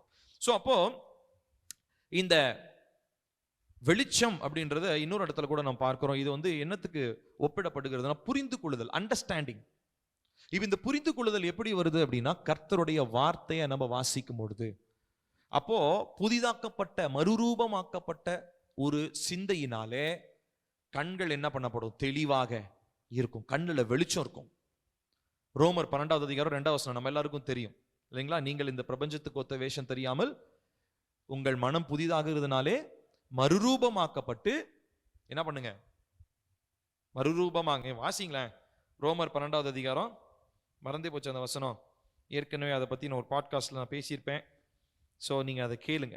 ரினியூவல் ஆஃப் த மைண்ட்னு சொல்லி ஒரு பாட்காஸ்ட் ஒன்று இருக்கு, அதை நீங்க கண்டிப்பா கேட்கணும். ரோமர் 12:2, நீங்கள் இந்த பிரபஞ்சத்திற்கு ஒத்த வேஷம் தெரியாமல் தேவனுடைய நன்மையும் பிரியமும் பரிபூர்ணமுமான சித்தம் இன்னதென்று பகுத்தறியத்தக்கதாக உங்கள் மனம் புதிதாகுகிறதுனாலே நீங்கள் மறுரூபமாகுங்கள் அப்படின்னு சொல்லி ஆண்டவர் சொல்றார். ஸோ அப்போ நம்ம புரிந்து கொள்ள வேண்டிய காரியம், நம்முடைய இந்த கண்கள், இந்த ஜன்னல்கள் மறுரூபமாக்கப்படணும், இதுக்குள்ள வெளிச்சம் வரணும். இதுக்கு முன்னாடி இதுக்கு வெளியே போன எல்லா இருளும் இதை விட்டு வெளியே போகணும். நம்மளுடைய மனதுல ஒரு மறுரூப அனுபவங்கள் வரணும். அதற்கு கர்த்தருடைய வார்த்தை நம்ம அதிகமாக நம்ம படிக்கணும். ஹல்லேலூயா. ஸோ அப்போ நிறைய பேர் இந்த விடுதலையை வந்து ஏதோ ஒரு நாள் போய் ஜோமன்ட்டு வந்தா பிசாசு ஓடிடுச்சு. இப்போ நம்ம சர்ச்சுக்கு நிறைய பேர் இந்த பக்கத்துல கிராமங்கள்ல இருந்து வருவாங்க, ஜோம் பண்றதுக்கு வருவாங்க. பார்த்துருக்கிறீங்களா? வந்து ஜோம் பண்ணுவாங்க, பிசாசு போயிடும், உடனே போயிடுவாங்க. ஆனா அவங்களுக்கு தெரியாது, போன பிசாசு இன்னும் 7 கொடுமையான பிசாசை கூட்டிட்டு வந்து அவங்க இருதயத்துக்குள்ள உட்காரணும் அவங்களுக்கு தெரியாது. ஏன்னா அவங்கள பொறுத்த வரைக்கும் அப்போ அதில் இருக்கிறதான அந்த பயம் அவங்கள விட்டு நீங்கணும். ஆனா இதை சொன்னா நம்மளை என்ன சொல்லிடுவாங்க அப்படின்னா, நீ உங்க சர்ச்சுக்கு மதம் மாத்த ட்ரை பண்ற, உங்க சர்ச்சுக்கு ஆள் சேர்க்கறதுக்கு நீ ட்ரை பண்ற. ஆனா நம்ம அவங்களுடைய நிலைக்காக தான் சொல்றோம்.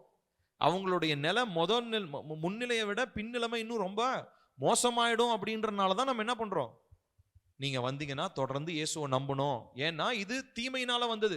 தீமை வெளியே போயிட்டு நன்மை உள்ள ரொம்ப நிரப்பப்படணும்.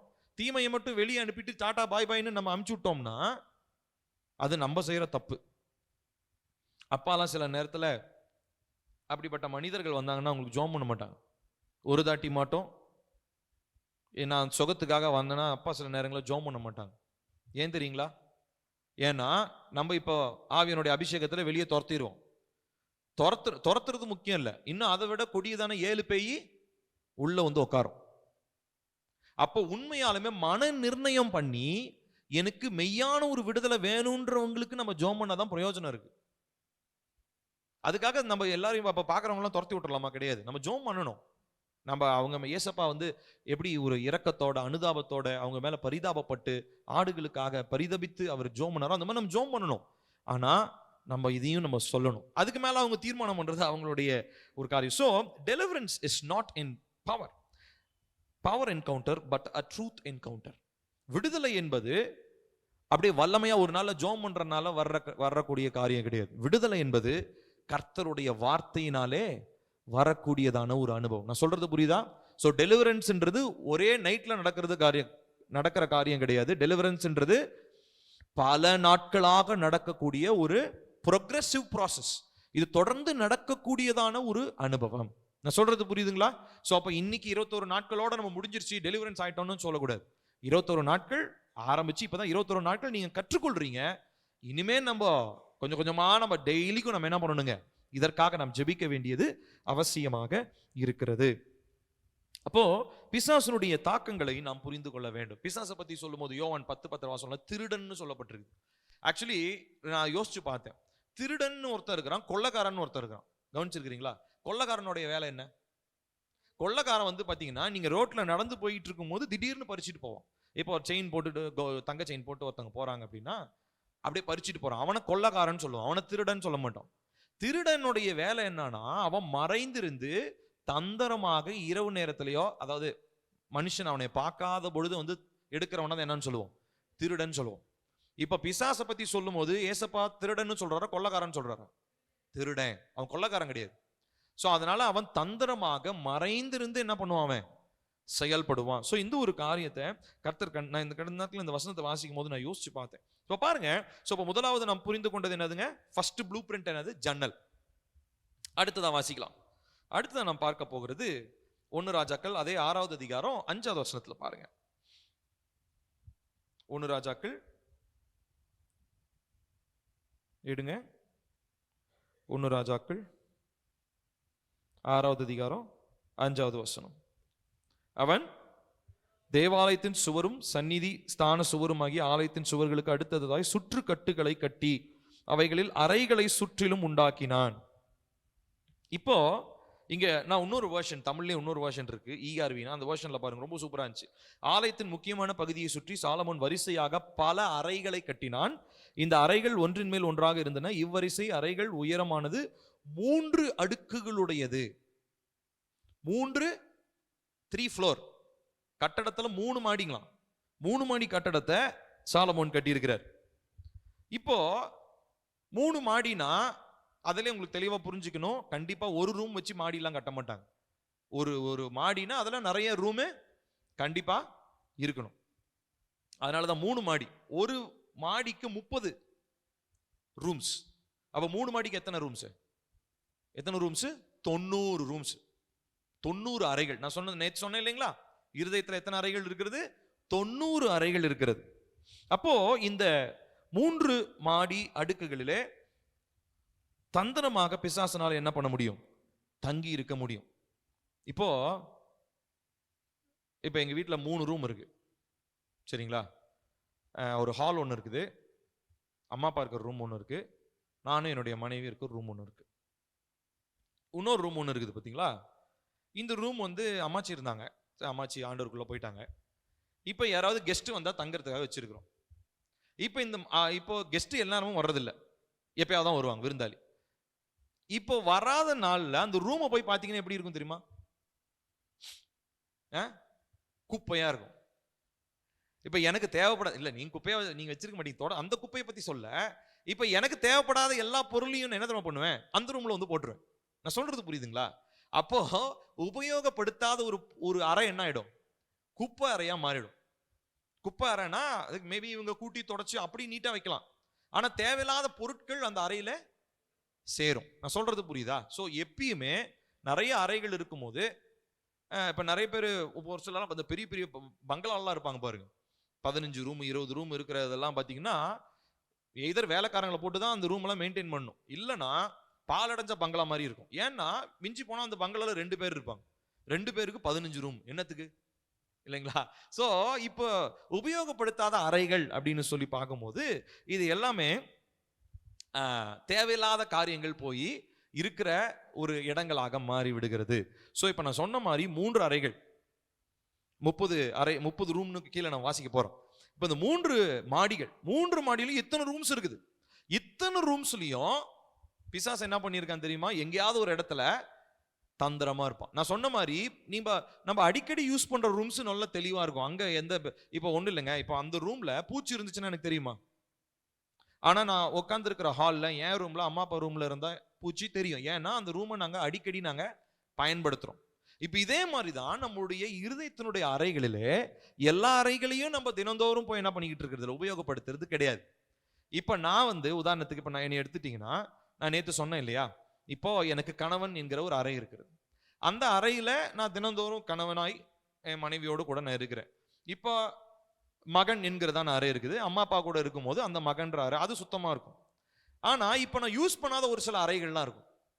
இப்போ உதாரணத்திற்கு என்னுடைய பழைய ஃப்ரெண்ட்ஸ், அந்த ஃப்ரெண்டு மூலமா ஏற்படுத்தப்பட்ட ஒரு அறை, ஃப்ரெண்ட்ஷிப் அப்படின்னு ஒரு அறை இருக்குன்னு வச்சுக்கோங்களேன். இப்போ அந்த பழைய ஃப்ரெண்ட்ஸுக்கும் எனக்கும் கான்டாக்டே கிடையாது. ஆனா இப்போ நான் ஒரு 4-5 வருஷம் கழிச்சு என்னுடைய பழைய ஃப்ரெண்டை நான் பார்க்குறேன்னு வச்சுக்கோங்களேன். நல்லா கவனிக்கணும். என்னுடைய பழைய ஃப்ரெண்டை நான் பார்க்கும்போது என்னுடைய அந்த பழைய ஃப்ரெண்டு நானும் அந்த ஃப்ரெண்டும் செஞ்சதான பழைய காரியங்களை எனக்கு நினைப்பூட்டி பேசுவார். நான் சொல்றது புரியுதா? அப்போ போய் ஊர் சுத்தினது, சினிமாக்கு போனது, அங்க போனது, இங்க போனது, தேவனுக்கு பிரியமில்லாத காரியங்களை அவர் பேசுவார். பேசும்போது இப்போ இந்த அறை என்ன ஆகும்? அந்த ஃப்ரெண்ட்ஷிப்ன்ற அறை, அந்த ஃப்ரெண்டுன்னு இருக்கிற அறை இப்போ ஓப்பன் ஆயிடும். இப்போ உள்ள ஆல்ரெடி இருக்கிறதான அந்த இருள் உள்ள இருந்து என்ன பண்ண ஆரம்பிக்கும்? லைட்டா கிரியை செய்ய ஆரம்பிச்சு. சரி, ரொம்ப நாள் கழிச்சு இந்த ஃப்ரெண்டை பார்த்துருக்குறோம். லைட்டாக அந்த ஃப்ரெண்டோட கூட எங்கே போயிட்டுலாம், சினிமாக்கு போயிட்டு வரலாமா, இல்லை எங்கேயாவது போயிட்டு பார்ட்டி பண்ணிட்டு வரலாமா, எங்கேயாவது போய் ஊர் சுற்றலாமா, தேவனுக்கு பிரியமில்லாத இடத்துக்கு போகலாமான்ற எண்ணம். அப்போ நான் போயிட்டு வந்ததுக்கு அப்புறம் யோசிப்பேன், அடடா நம்ம ஊழியக்காரனாச்சே, நான் எப்படி இந்த காரியத்தை நான் செஞ்சேன்? ஏன்னா ஃப்ரெண்ட்ஷிப்ன்ற ரூம்ல பிசாசு மறைஞ்சிருக்கிறத நான் என்னால் என்ன பண்ண முடியல, பார்க்க முடியல.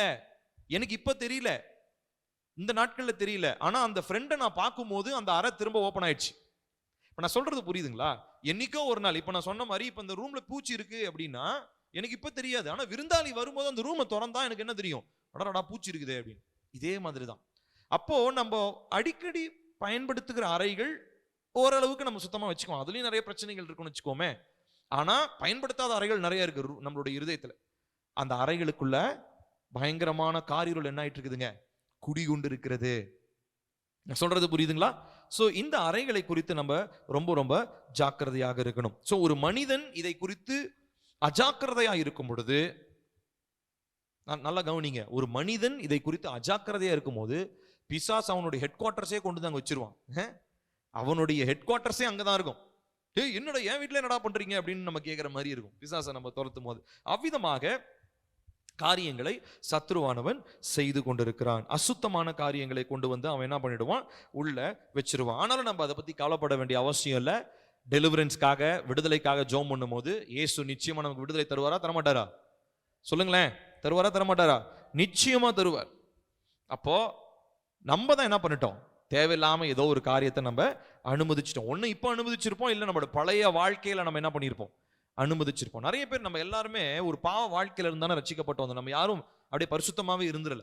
அப்ப பாவ வாழ்க்கையில நம்ம செஞ்சதான பழைய காரியங்கள் எல்லாமே இன்னும் அறைகளுக்குள்ள எங்க இருக்குது, மறைஞ்சுக்கிட்டு ஒட்டிக்கிட்டு இருக்குது. இந்த காரியத்தை மாத்திரம் நல்ல மண்டைக்கு ஏத்திக்கோ. அப்போ தேவகுமாரன் எதற்காக வெளிப்பட்டார்? பிசாசனுடைய கிரியைகளை அழிப்பதற்காகவே தேவகுமாரன் வெளிப்பட்டார். 1 யோவான் 3:8 ஜஸ்ட் மார்க் பண்ணிக்கோங்க, நான் உங்களுக்கு வாசிக்கிறேன். பாவம் செய்கிறவன் பிசாசனால் உண்டாயிருக்கிறான், ஏனெனில் பிசாசானவன் ஆதி முதல் பாவம் செய்கிறான். பிசாசனுடைய கிரியைகளை அழிக்கும்படிக்கே தேவனுடைய குமாரன் வெளிப்பட்டார்.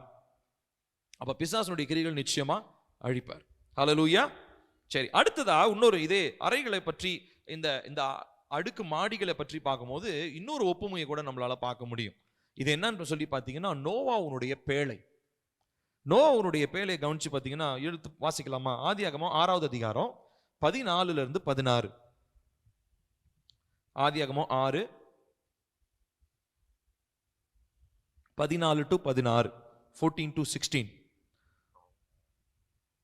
வாசிக்கலாமா? நீ கொப்பேர் மரத்தால் உனக்கு ஒரு பேழையை உண்டாக்கு, அந்த பேழையிலே அறைகளை உண்டு பண்ணி அதை உள்ளும் புறமுமாக கீழ்பூசு. நீ அதை பண்ண வேண்டிய விதம் என்னவென்றால், பேழையின் நீளம் 300 முழம், அதன் அகலம் 50 முழமும், அதன் உயரம் 30 முழமாய் இருக்க வேண்டும். நீ பேழைக்கு ஒரு ஜன்னலை உண்டு பண்ணி மேல் தட்டுக்கு ஒரு முழ தாழ்த்தியிலே அதை செய்து முடித்து, பேழையின் கதவை அதன் பக்கத்தில் வைத்து கீழ் அறைகளையும் 2ஆம் தட்டின் அறைகளையும் 3ஆம் தட்டின் அறைகளையும் பண்ண வேண்டும். பாருங்க, நோவாவுடைய பேழையிலையும் எத்தனை ஃப்ளோர் இருந்துச்சு? 3 மாடி இருந்துச்சு. சரி, இப்போ நான் உங்களுக்கு ஒரு சில கேள்வி எல்லாம் கேட்கிறேன். இப்போ நோவாவுடைய பேழைய யார் கட்ட சொன்னா? தேவன் தானே கட்ட சொன்னாரு. சரி, 1. 2வதா, இந்த பேழையின் நிமித்தமா தான் தேவன் நோவாவை காப்பாத்த போறார். ஆமா தானே? ஆமாவா இல்லையா? ஆமாதான். இப்போ இந்த பேழைக்குள்ள அசுத்தமான மிருகங்களும் வந்துச்சா? பன்றியெல்லாம் வந்துச்சா? வந்துச்சு. அப்போ இது தேவனால ஏற்படுத்தப்பட்டதுதான், தேவனுடைய திட்டத்தின்படி இருக்கிற பேழை தான். ஆனா அதுக்குள்ள என்ன வந்துச்சு? அசுத்தமான மிருகங்களும் இருந்துச்சு. அப்போ அதன்படி நம்ம பார்க்கும் பொழுது ஒவ்வொரு அறைகளிலும் அசுத்தமான காரியங்கள் இருப்பதற்கான வாய்ப்புகள் இருக்கிறது. சோ 2 காரியத்தை பார்த்திருக்கோம். ஒன்னு என்ன பார்த்தோம்? ஜன்னல் பார்த்தோம். ஜன்னல்னா என்னது? கண்ணுன்னு சொன்னோம். இன்னொன்னு அறைகள். நம்முடைய இருதயத்துல பலவிதமான அடுக்கடுக்கா இருக்குது, நிறைய அறைகள் இருக்குது. யூஸ் பண்ணாததுக்குள்ள பிசாசு உள்ள நுழைஞ்சிருவோம். இப்போ இதை சுத்தம் பண்ணும்படி ஒரு ஜெபம் பண்ண போறோம். எல்லாரும் கண்களை மூடுவோமா? இருக்கிற இடத்துல கண்களை மூடுவோம். கண்களை மூடி எல்லாரும் என் பின்னாடி இந்த ஜெபத்தை சொல்லுங்க. இயேசுவே, உம்முடைய நாமத்தினாலே நான் உங்க சமூகத்திற்கு வருகிறேன். நீர் என்னுடைய சரீரமாகிய இந்த ஆலயத்திற்குள் நுழைந்து ஒவ்வொரு அறைகளிலும் ஒவ்வொரு இடங்களிலும் மறைந்திருக்கிறதான எல்லா சத்ருவினுடைய இருளையும் சத்ருவினுடைய பொருட்களையும் திட்டங்களையும் ஆலோசனையையும் ஒவ்வொரு அறைகளிலும் இருந்து நீர் அகற்றுவீராக. உம்முடைய பரிசுத்த அக்கினியினாலே என்னுடைய இருதயத்தின் ஒவ்வொரு அறையையும் கர்த்தர் சுத்திகரிப்பீராக. இயேசுவின் இரத்தத்தினாலே என்னுடைய இருதயத்தின் ஒவ்வொரு அறைகளும் கழுவப்படுவதாக. இயேசுவின் நாமத்தில் பிதாவே. ஹல்லேலூயா, ஆமென். இந்த ஜெபத்தை நம்ம செய்யணும். சோ இப்போ என்னென்ன பார்த்திருக்கிறோம்? முதலாவது கண்ணு, ஜன்னல். அடுத்து என்ன பார்த்தோம்? அறைகள், அதாவது அடுக்கு, மாடிகள் அப்படின்னு சொல்லி பார்த்தோம். அடுத்ததா நாம் பார்க்க போகிறது அதே 1 ராஜாக்கள் 6வது அதிகாரம் 8வது வசனம் வாசிக்கலாம். 1 ராஜாக்கள் 6:8 வாசிக்கலாமா? நடு அறைகளுக்கு போகிற வாசற்படி ஆலயத்தின் வலதுபுறத்தில் இருந்தது. சுழற்படிகளால் நடு அறைகளுக்கும் நடு அறைகளிலிருந்து 3வது அறைகளுக்கும் ஏறுவார்கள். படி. 3வது நாம் பார்க்க போறது படிகள், ஸ்டெப்ஸ், ஸ்டேர்கேஸ்ன்னு சொல்லுவோம். அந்த காலத்திலேயே பார்த்தீங்கன்னா அந்த ரவுண்டா இருக்கிற ஸ்டேர்கேஸ் கட்டி இருக்கிறாங்க, சுழற்படின்னு போட்டிருக்கு. இப்போ நம்ம படியெல்லாம் இப்படி ஏறுறோம் இல்லையா? இப்போ ஒரு சில இடம் பார்த்தீங்கன்னா இடம் பத்தாத இடத்துல, இல்லை இடம் குறுகலான இடத்துல படி எப்படி கட்டியிருப்பாங்க? சுத்திக்கிட்டு போகும். ரொம்ப வயசானவங்களாம் அது ஏறுறது கஷ்டப்படுவாங்க இல்லைங்களா? ரொம்ப தெரியல அவங்க எப்படி கட்டியிருந்தாங்கன்னு நமக்கு தெரியல. ஆனால் தேவாலயம் கண்டிப்பாக ரொம்ப பெருசு இல்லைங்களா? அதனால நல்லா பெருசா சாலமோன் என்ன பண்ணியிருப்பாரு? விஸ்தாரமா கட்டியிருப்பாரு. ஆனா படி எப்படி அமைப்புல இருந்ததுங்களா? சுழற்சி முறையில் அப்படி கீழே இருந்து இப்படி வளைஞ்சு அப்படி மேலே போற மாதிரி அது கட்டப்பட்டிருந்ததாக நம்ம பார்க்கிறோம். அது பேர் சுழற்படிகள். இப்ப படிகள் எதுக்கு பயன்படுத்துறோம்? படி என்னத்துக்கு? ஒரு இடத்துல ஒரு ஃப்ளோர்ல இருந்து மேல் ஃப்ளோருக்கு போறதுக்காக, அந்த ஃப்ளோர்ல இருந்து மேல் ஃப்ளோர் போறதுக்காக படி. இப்ப இங்கேயும் நான் அன்னைக்கு ஒரு நாள் எங்கேயோ போயிருந்தேன். தட்டாஞ்சாவடியில பிலிப்பண்ண வீட்டுக்கு போயிருந்தேன். அவங்க வீடினுடைய மாடி மேல இருந்து ஒரு 2-3 வீடை பார்த்தோம்.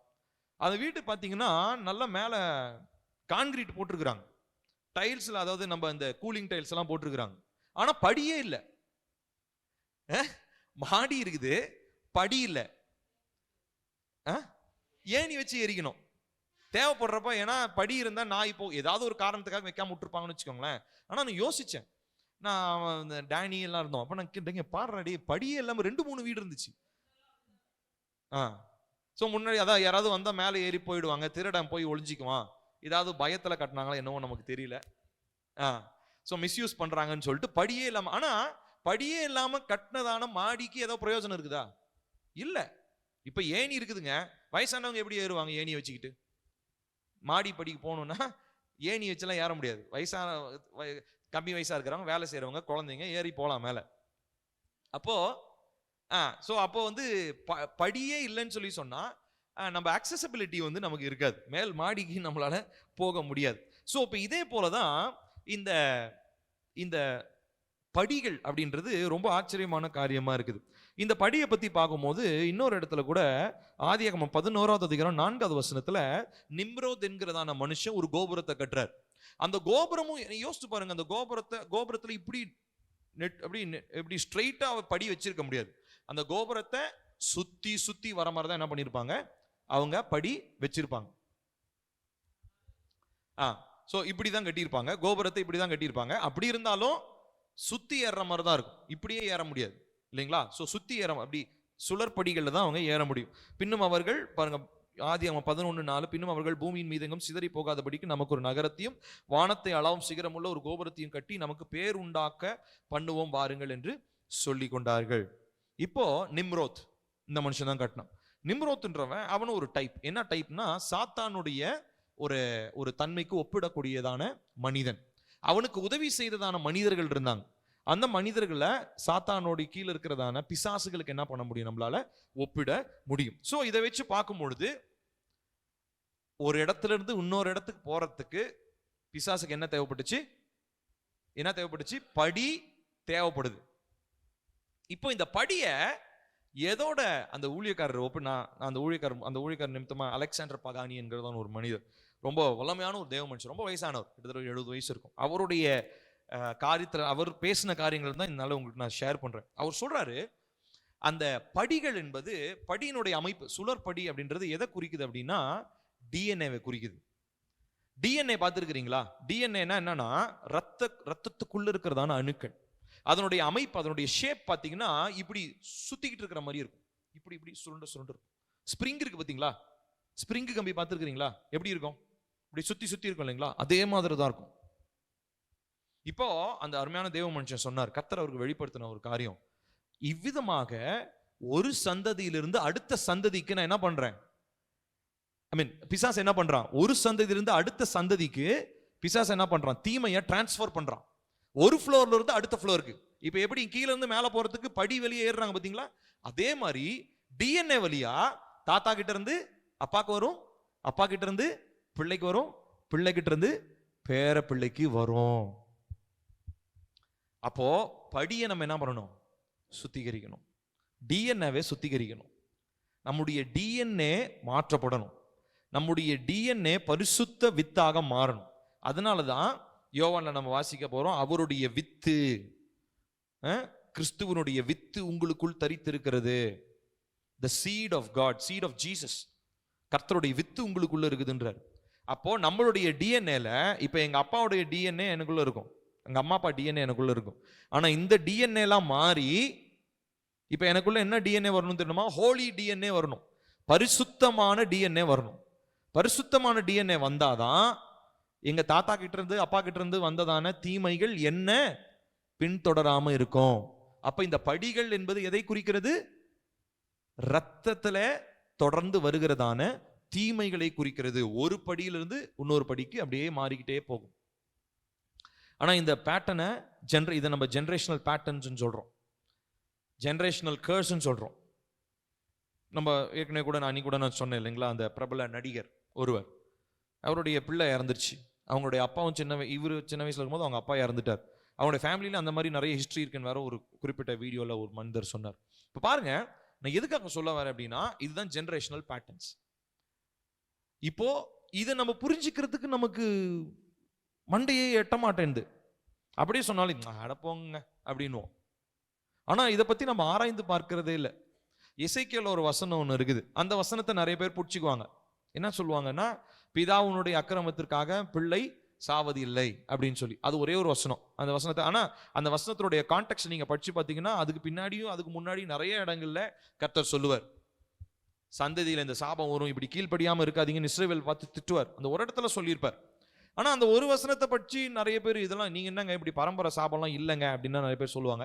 அவங்க கிட்ட நான் அப்படி ஆர்கியூ பண்றவங்க கிட்ட நான் ஆர்கியூ பண்ண போறதுல டைமை நம்ம வேஸ்ட் பண்ணக்கூடாது. அது மாதிரி ஆர்கியூ பண்ணா, சரி உனக்கு ஏற்ற மாதிரி நீ வச்சுக்கோப்பா, உனக்கு இல்லையா நீ இல்லைன்னே வச்சுக்கோ. ஆனா நான் என் வாழ்க்கையில நானும் அனுபவிச்சிருக்கிறேன், என் கண்ணு முன்னாடி நிறைய பேரை தான் அனுபவிச்சு செத்துக்கிட்டு இருக்கிறாங்க. செத்துக்கிட்டு இருக்கிற மனுஷனுக்காக பரிதாபப்படுவீங்களா, இல்ல அங்க போய் ஆர்கியூ பண்ணி உங்களுடைய பாயிண்ட்டை ப்ரூவ் பண்ணணும்னு நினைப்பீங்களா? இல்லையா? எது அவசியம்? அழிஞ்சு போயிட்டு இருக்கிறவனை காப்பாத்துறது தான் அவசியம். போய் இன்னொருத்தன்ட்ட ப்ரூவ் பண்ணி நான் ரைட்டு, நான் பேசுற தியாலஜி கரெக்ட்னு ப்ரூவ் பண்ண வேண்டிய அவசியம் இல்லை. ஆகையினாலே ஆர்கியூ பண்றவங்க யூடியூப்ல, அதனால தான் நம்மளுடைய கமெண்ட்ஸ்லாம் நம்ம டர்ன் ஆஃப் பண்ணிடுவோம். யூடியூப் வீடியோல பார்த்தீங்கன்னா எல்லா கமெண்ட்ஸும் டர்ன் ஆஃப் ஆயிருக்கும். அதனால இந்த மாதிரி தேவையில்லாத காரியங்களை பேசுகிற நபர்களை நம்ம என்கரேஜ் பண்ண போறது கிடையாது. உங்களுக்கு இல்லையா நீ இல்லைன்னே வச்சுக்கோ, நீ அப்படியே வாழ்ந்துக்கோ. ஆனா கர்த்தர் எங்களுக்கு வெளிப்படுத்தி இருக்கிறார், நாங்க அதை கண் கூட எங்க கண்ணு முன்னாடி பரம்பரையா பாவங்கள் வருகிறதையும் சாபங்கள், ஏன் தேவ பிள்ளைகளுடைய வாழ்க்கையில பரம்பரையான சாபம் வர்றத என்னால பார்க்க முடியுது. நான் அதனால ஜெபிக்கிறேன், கர்த்தர் விடுதலை தரார். அதனால நம்ம இந்த காரியங்களை குறித்து நம்ம ரொம்ப ரொம்ப ஜாக்கிரதையா இருக்கணும். சோ 3 காரியங்களை பார்த்தோம். என்ன பார்த்தோம்? முதலாவது ஜன்னல், இரண்டாவதா அந்த அடுக்கு மாடிகள், மூன்றாவதா நாம் பார்த்தது என்னது? படிகள். நான்காவதா நாம் பார்க்க போகிறது அறைகள், காம்ப்ளெக்ஸ் ஆஃப் ரூம்ஸ். இதை 41 எசேக்கியேல் 41:6 வாசிக்கலாம். எசேக்கியேல் 41:6 வாசிக்கலாமா? இந்த பக்கத்து ERV-ல இருக்கு, ஒரு நிமிஷம்.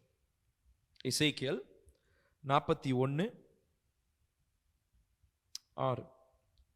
இந்த சுற்றுக்கட்டுகள் பக்க கட்டின் மேல் பக்க கட்டான வரிசைகளாய் 33 இருந்தன.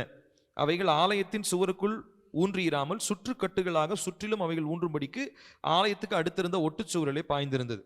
நம்ம தமிழ்ல, இந்த தூய தமிழ்ல 33 போட்டிருக்காங்க. 33 கிடையாது, 33னா 30 அறைகள் 3 மாடிகள், அதுதான் 33 போட்டிருக்கிறாங்க.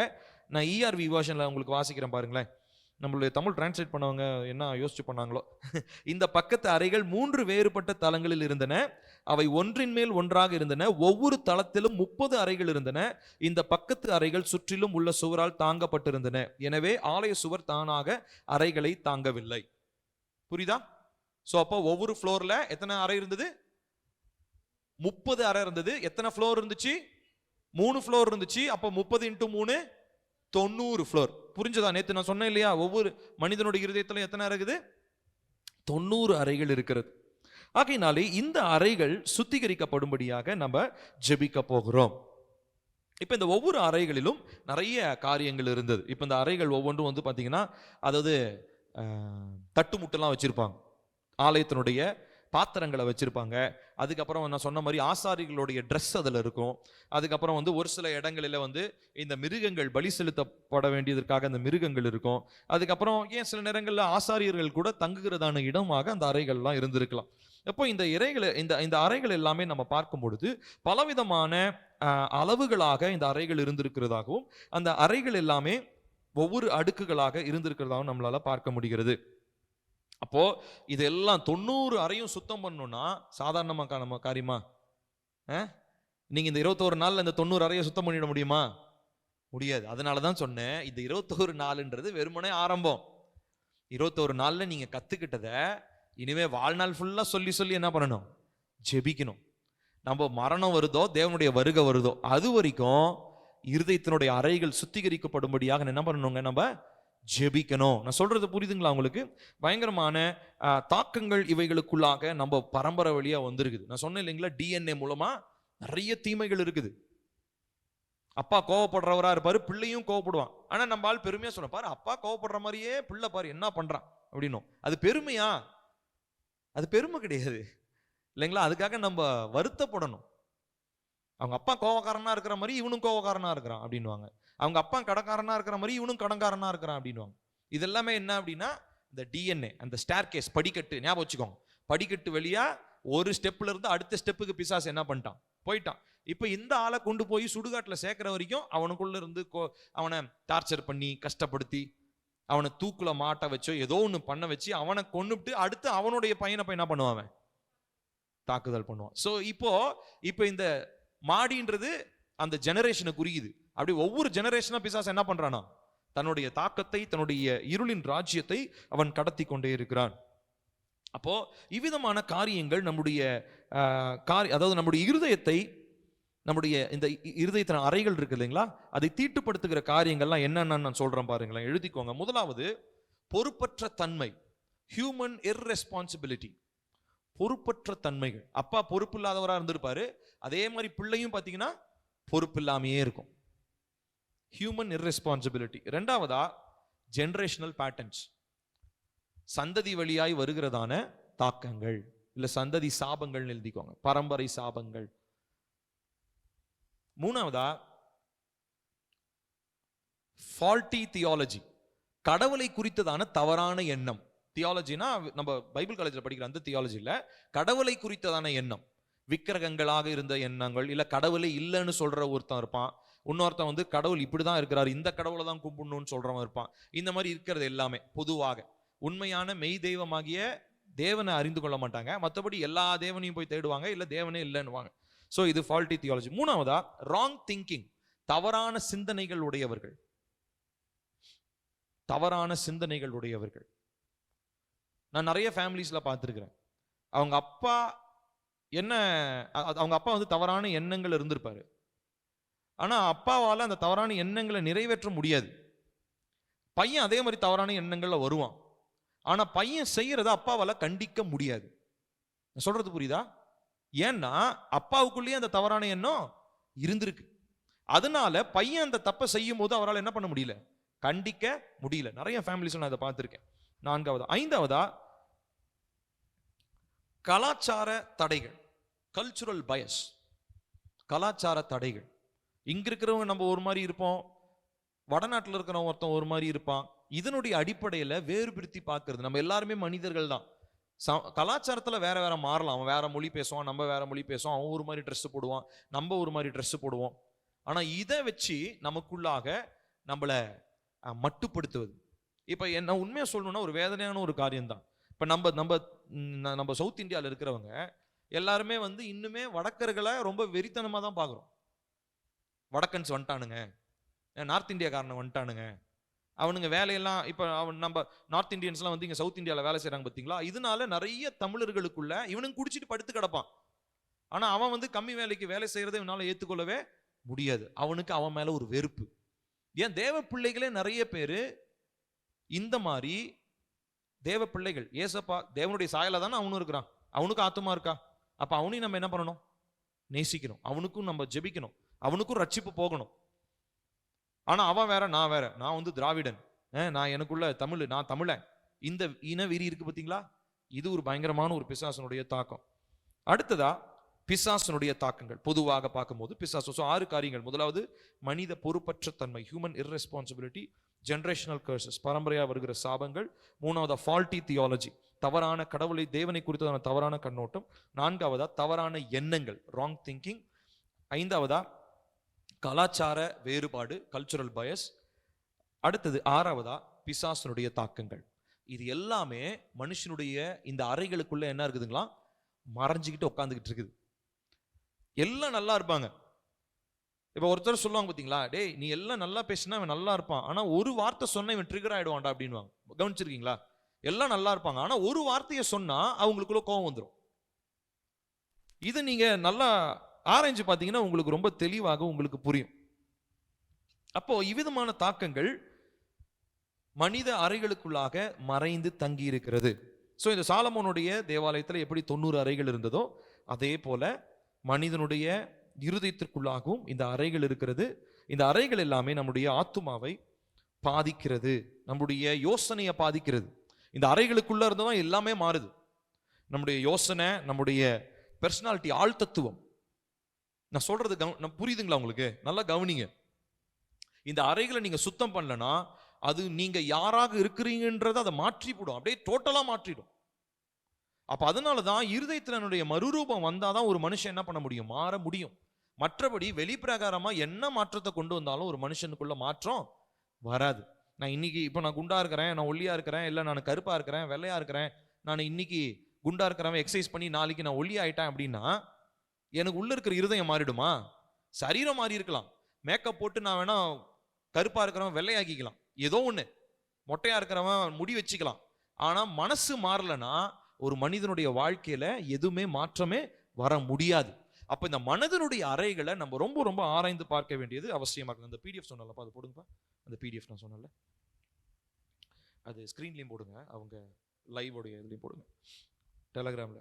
ஸோ இப்போ நான் உங்களுக்கு ஒரு அட்டவணையை நான் காமிக்க போறேன். அந்த அட்டவணையை நீ நல்லா பார்க்கணும். முடிக்க போறேன், இன்னொரு 5 மினிட்ஸ்ல நான் முடிச்சிடுறேன். இப்போ இந்த அட்டவணையை நீங்க பார்க்கணும், லைவ்ல இருக்கவங்களுக்கும் அது வரும்.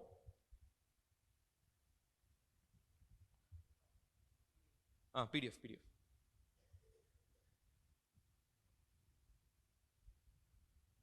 ஜூம் பண்ணுங்க, பிளஸ் அழுத்தீங்க, ஜூம் ஆகும்.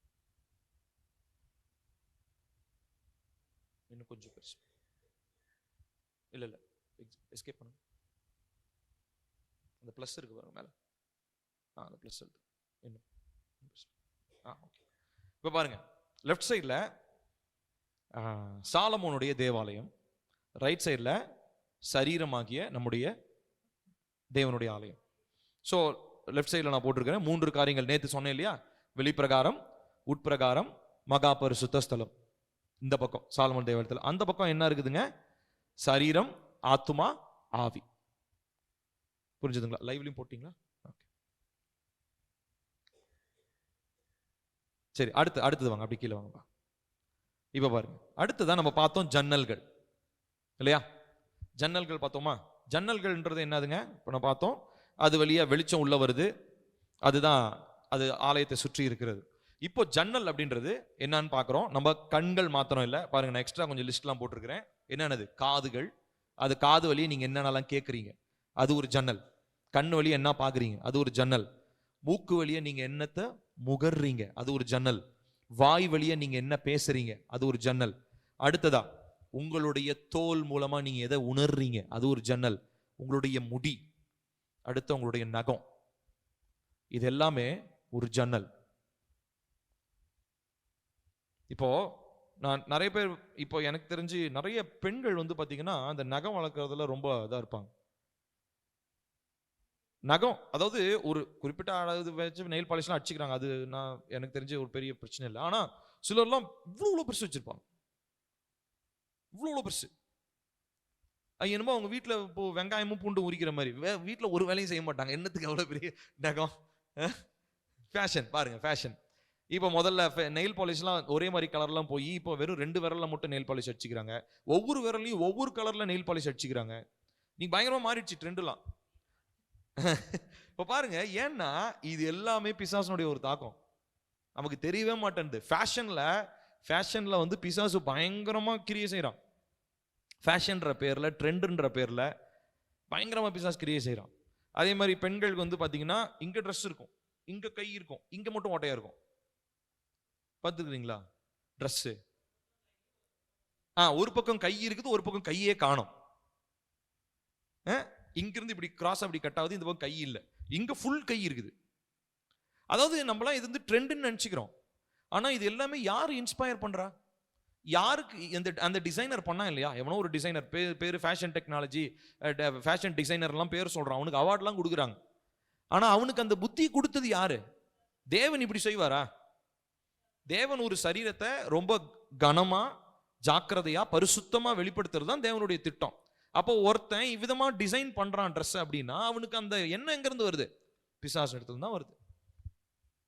ஆனா அந்த ட்ரெஸ்ஸை வாங்கி நம்ம ஆட்கள் அழகா இருக்கு, இது ட்ரெண்டு, இதுதான் ஃபேஷன் அப்படின்னு சொல்லி நம்ம ஆட்கள் என்ன பண்ணிக்கிறாங்க, ட்ரெஸ்ஸை மாட்டிக்கிட்டு தோலை காமிச்சிக்கிட்டு, பாருங்க அதான் சொன்னேன், தோல். அப்ப ஸ்கின் எக்ஸ்போஸ் பண்றது அது ஒரு ஜன்னல். நிறைய பெண்கள் வந்து பாத்தீங்கன்னா இந்த வாலிப பெண்கள்லாம் தங்களை கவர்ச்சிகரமா காமிச்சிக்கிறது ரொம்ப அழகுன்னு நினைப்பாங்க. கவர்ச்சிகரமா காமிக்கும் போது அவங்க தங்களுடைய ஜன்னலை என்ன பண்றாங்க, நல்லா திறந்து வச்சுக்கிட்டாங்கன்னு அர்த்தம். அப்ப அந்த ஜன்னல் வழியா பாக்குறதான எல்லா ஆண்கள் கிட்ட இருந்து அவங்க கிட்ட ஒரு அஸ்தாவி இருக்கும், இந்த அம்மா கிட்ட ஒரு அஸ்தாவி இருக்கும். அங்க இருக்கிறதான அஸ்தாவி எல்லாம் டைரக்டா இந்த ஜன்னல் வழியா இந்த அம்மாக்குள்ள வந்துடும். இந்த அம்மாவை தெரியாமலேயே இப்படி ஸ்கின் எக்ஸ்போஸ் பண்ணி போடுற ட்ரெஸ் எல்லாமே they are basically attracting demons. பிசாசுகளை அவங்க என்ன பண்றாங்க, அட்ராக்ட் பண்றாங்க, காந்த மாதிரி அவங்க மாறிடுறாங்க. எல்லா ஆண்களும் என்னைய பார்க்கும்போது அழகுன்னு நினைக்கிறாங்க பார்த்தீங்களா? அது பெண்களுடைய இருதயத்துல பிசாசு விதைச்சிருக்கிறதான ஒரு தீமையான ஒரு எண்ணம். ஆண்கள் என்னை பார்த்து ரசிக்கணும்ன்றது அவங்களுக்கு ஒரு ஆசைன்னு நினைக்கிறாங்க பார்த்தீங்களா? கிடையாது, அது பயங்கரமான ஒரு பாவம். இப்போ இது எல்லாமே வந்து பாத்தீங்கன்னா இந்த ஸ்கின், கொஞ்சம் மேல போங்க, இந்த ஸ்கின், ஹேர், நெயில்ஸ், நான் சொன்னேன் இல்லைங்களா, இது எல்லாமே கண்கள், காதுகள், மூக்கு, வாய், தோல், முடி, நகம். சிலருக்கு வந்து பாத்தீங்கன்னா முடியில பெருமை இருக்கும், நான் இவ்வளவு முடி வச்சிருக்கிறேன் பாருங்க. அதே மாதிரி பெண்கள், இன்னொரு பெண்களை பாருங்க, அவளுக்கு பாருங்க எவ்வளவு முடி இருக்கு, நல்லா திக்க அடர்த்தியா இருக்கு. பேசாதீங்க, அது வேணவே வேணாம். கர்த்தர் உங்களுக்கு இத்தினூண்டு முடி கொடுத்தா சந்தோஷமா இருங்க. கர்த்தர் அவங்களுக்கு நிறைய கொடுத்திருந்தா அவங்க எப்படியும் பண்ணிட்டு போட்டோம்.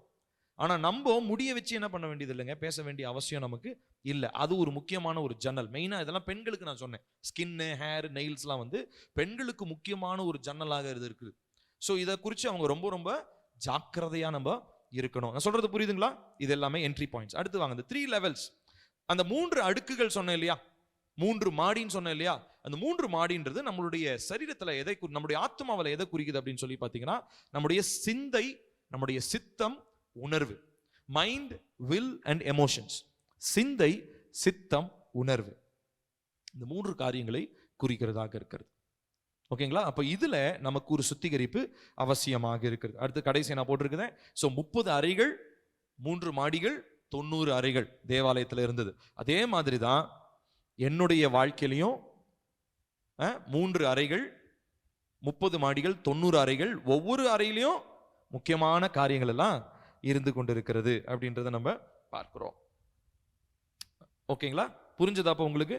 அப்போ நம்ம புரிந்து கொள்ள வேண்டிய ஒரு காரியம், இந்த அறைகளுக்குள்ள என்ன இருக்குதோ இதுதான் என்னுடைய ஆழ்த்தத்துவத்தை நிர்ணயிக்கும். நான் சொல்றது புரியுதா? இந்த அறைகளுக்குள்ள என்ன இருக்குதோ இதுதான் என்னுடைய ஆழ்த்தத்துவத்தை. இப்ப பில்லி யாரு அப்படின்னா, பில்லியினுடைய அந்த 90 அறைக்குள்ள என்ன இருக்குதோ அதுதான் பில்லி. நான் சொல்றது புரியுதா? இப்போ தமிழ் யார் அப்படின்னா, தமிழுடைய அறைகளுக்குள்ள என்ன இருக்குதோ அதுதான் தமிழ். இந்த ஒரு தெளிவு இருந்தா, இப்ப இந்த அறையெல்லாம் நம்ம என்ன பண்ணுவோம், மறுரூபமாக்கப்படுதல்னா இருதயத்திலிருந்து தான் ஆரம்பிக்கும். அப்ப அந்த இருதயத்துல நம்ம ஆரம்பிச்சதான அந்த மாற்றம் இன்னைக்கு வருகிற நாட்கள்ல இன்னையில இருந்து ஆரம்பிக்க போகுது. நேற்றுல இருந்து ஆரம்பிச்சிருக்கு. இப்போ இந்த 21 டேஸ் வந்து நம்ம இதை கத்துக்கிறீங்க. 21 டேஸ் ஒன்லி லேர்னிங் தான். 21 டேஸ்ல அப்படியே கம்ப்ளீட்டா டிரான்ஸ்ஃபார்ம் ஆயிடலாம், அப்படி இருதயம் பரிசுத்தமாயிடும் நீங்க நினைக்காதீங்க. அது தப்பான ஒரு எண்ணம். 21 நாட்கள் நம்ம எப்படி மறுரூபம் ஆகிறது, எப்படி இருதயத்தை சுத்திகரிக்கின்றது நம்ம கத்துக்க போறோம். அதுக்கப்புறம் வாழ்நாள் ஃபுல்லா இந்த ஜபத்தை செய்ய போறோம். நம்ம பிள்ளைகளுக்கு, நம்ம சந்ததிக்கு, நம்ம குடும்பத்திற்கு இதை கற்றுக் கொடுக்க போறோம். புரியுதுங்களா? அப்போ இதை நம்ம அதிகமாக நாம் ஆராய்ந்து பார்க்க வேண்டியது அவசியமாக இருக்கிறது. கடைசியாக ஒரே ஒரு வசனத்தை மாத்திரம் நம்ம படிச்சு நம்ம முடிக்கலாம். பாருங்க, எசேக்கியேல் 41 7-9 வசனங்கள். எசேக்கியேல் 41 7-9. உயர உயர சுற்றிலும் சுற்றுக்கட்டுகளுக்கு அகலம் அதிகமாயிருந்தது. ஆலயத்தை சுற்றிலும் உயர உயர ஆலயத்தை சுற்றி சுற்றி அகலம் வர வர அதிகமாயிருந்தது. ஆதலால் இவ்விதமாய் கீழ்நிலையிலிருந்து நடுநிலை வழியாய் மேல்நிலைக்கு ஏறும் வழி இருந்தது. மாளிகைக்கு சுற்றிலும் இருந்த உயரத்தையும் பார்த்தேன். சுற்றுக்கட்டுகளின் அஸ்திபாரங்கள் 6 பெரிய முழங்கொண்ட ஒரு முழக்கோளின் உயரமாயிருந்தது. புறம்பே சுற்றுக்கட்டுக்கு இருந்த சுவரின் அகலம் 5 முழமாயிருந்தது. ஆலயத்துக்கு இருக்கும் சுற்றுக்கட்டுகளின் மாளிகையிலே வெறுமையாய் விட்டிருந்த இடங்களும் அப்படியே இருந்தது. அப்படியே 42வது அதிகாரத்துக்கு வாங்க. 13வது வசனம் பாருங்க. எசேக்கியேல் 42:13. அவர் என்னை நோக்கி, பிரத்யேகமான இடத்திற்கு முன்னிருக்கிற வடப்புறமான அறை வீடுகளும் தென்புறமான அறை வீடுகளும் பரிசுத்த அறை வீடுகளாய் இருக்கிறது. கர்த்தரிடத்தில் சேருகிற ஆசாரியர் அங்கே மகா பரிசுத்தமானதையும் போஜன பலியும் பாவ நிவாரண பலியும் குற்ற நிவாரண பலியும் வைப்பார்கள். அந்த ஸ்தலம் பரிசுத்தமாயிருக்கிறது. இப்போ கடைசியா நான் சொல்லி முடிக்க போறேன், கவனிங்க. இப்ப நம்ம எல்லாருடைய இருதயத்திலையும் பல அறைகள் இருக்குன்னு சொன்னேன். இந்த அறைகளிலே ஒரு அறையை விட இன்னொரு அறைக்கு நம்ம அதிகமான முக்கியத்துவம் கண்டிப்பா கொடுப்போம். நான் சொல்றது புரியுதா? இப்போ உதாரணத்திற்கு இப்போ எனக்கு வந்து எனக்கு ஒரு நண்பன் இருக்கான்னு வச்சுக்கோங்க, ஃப்ரெண்ட் ஒருத்தர் இருக்கார். இந்த ஃப்ரெண்டுக்குன்னு ஒரு அறை இருக்கும், ஃப்ரெண்ட்ஷிப்னு ஒரு ரூம் இருக்கும். எனக்கு அந்த அறையை விட கணவன் என்கிற அறை எனக்கு ரொம்ப ரொம்ப முக்கியம். ஏன்னா நான் அதிக நேரம் அவங்களோட தான் இருக்கிறேன். எனக்கு வாழ்க்கையில் என் ஃப்ரெண்டு கடைசி வரைக்கும் இருக்க போறதெல்லாம், ஆனால் என் மனைவி கடைசி வரைக்கும் இருக்க போறா. அப்போ இந்த அறையை நான் என்ன பண்ணுவேன், பிரதானப்படுத்துவேன். அப்ப பிரதானப்படுத்தும் போது அந்த அப்படிப்பட்ட அறைகளை நம்ம இன்னும் அதிகமா பரிசுத்தமாக்கி கொள்ள வேண்டியது அவசியமா இருக்குது. எந்தெந்த ரிலேஷன்ஷிப்பை நம்ம முக்கியத்துவப்படுத்துறோமோ அந்த ரிலேஷன்ஷிப்ல இருக்கிறதான அந்த காரியங்களை நம்ம பரிசுத்தப்படுத்த வேண்டியது அவசியமாக இருக்கிறது. அப்போ நீங்க எதுல அதிகமா கவனம் செலுத்துறீங்களோ அதுல அதிகமாக தாக்கத்தையும் பிசாசு என்ன பண்ணுவான். நான் சொல்றது புரியுதா? எந்த அறை பரிசுத்தம்னு நினைக்கிறீங்களோ அது நீங்க கவனம் செலுத்துவீங்க. இப்போ நீங்க எதை கவனம் செலுத்துறீங்களோ அதை பிசாசும் ரீட் பண்ணி அவன் என்ன பண்ணுவான், ஓஹோ நீ உன் மனைவிக்கான ரொம்ப இடத்த கொடுக்குறியா, இரு உனக்கும் மனைவிக்கும் நான் என்ன பண்றேன், பிரச்சனை ஏற்படுத்துறேன் அப்படின்னு அவன் திட்டம் பண்ணுவான். நான் சொல்றது புரியுதா?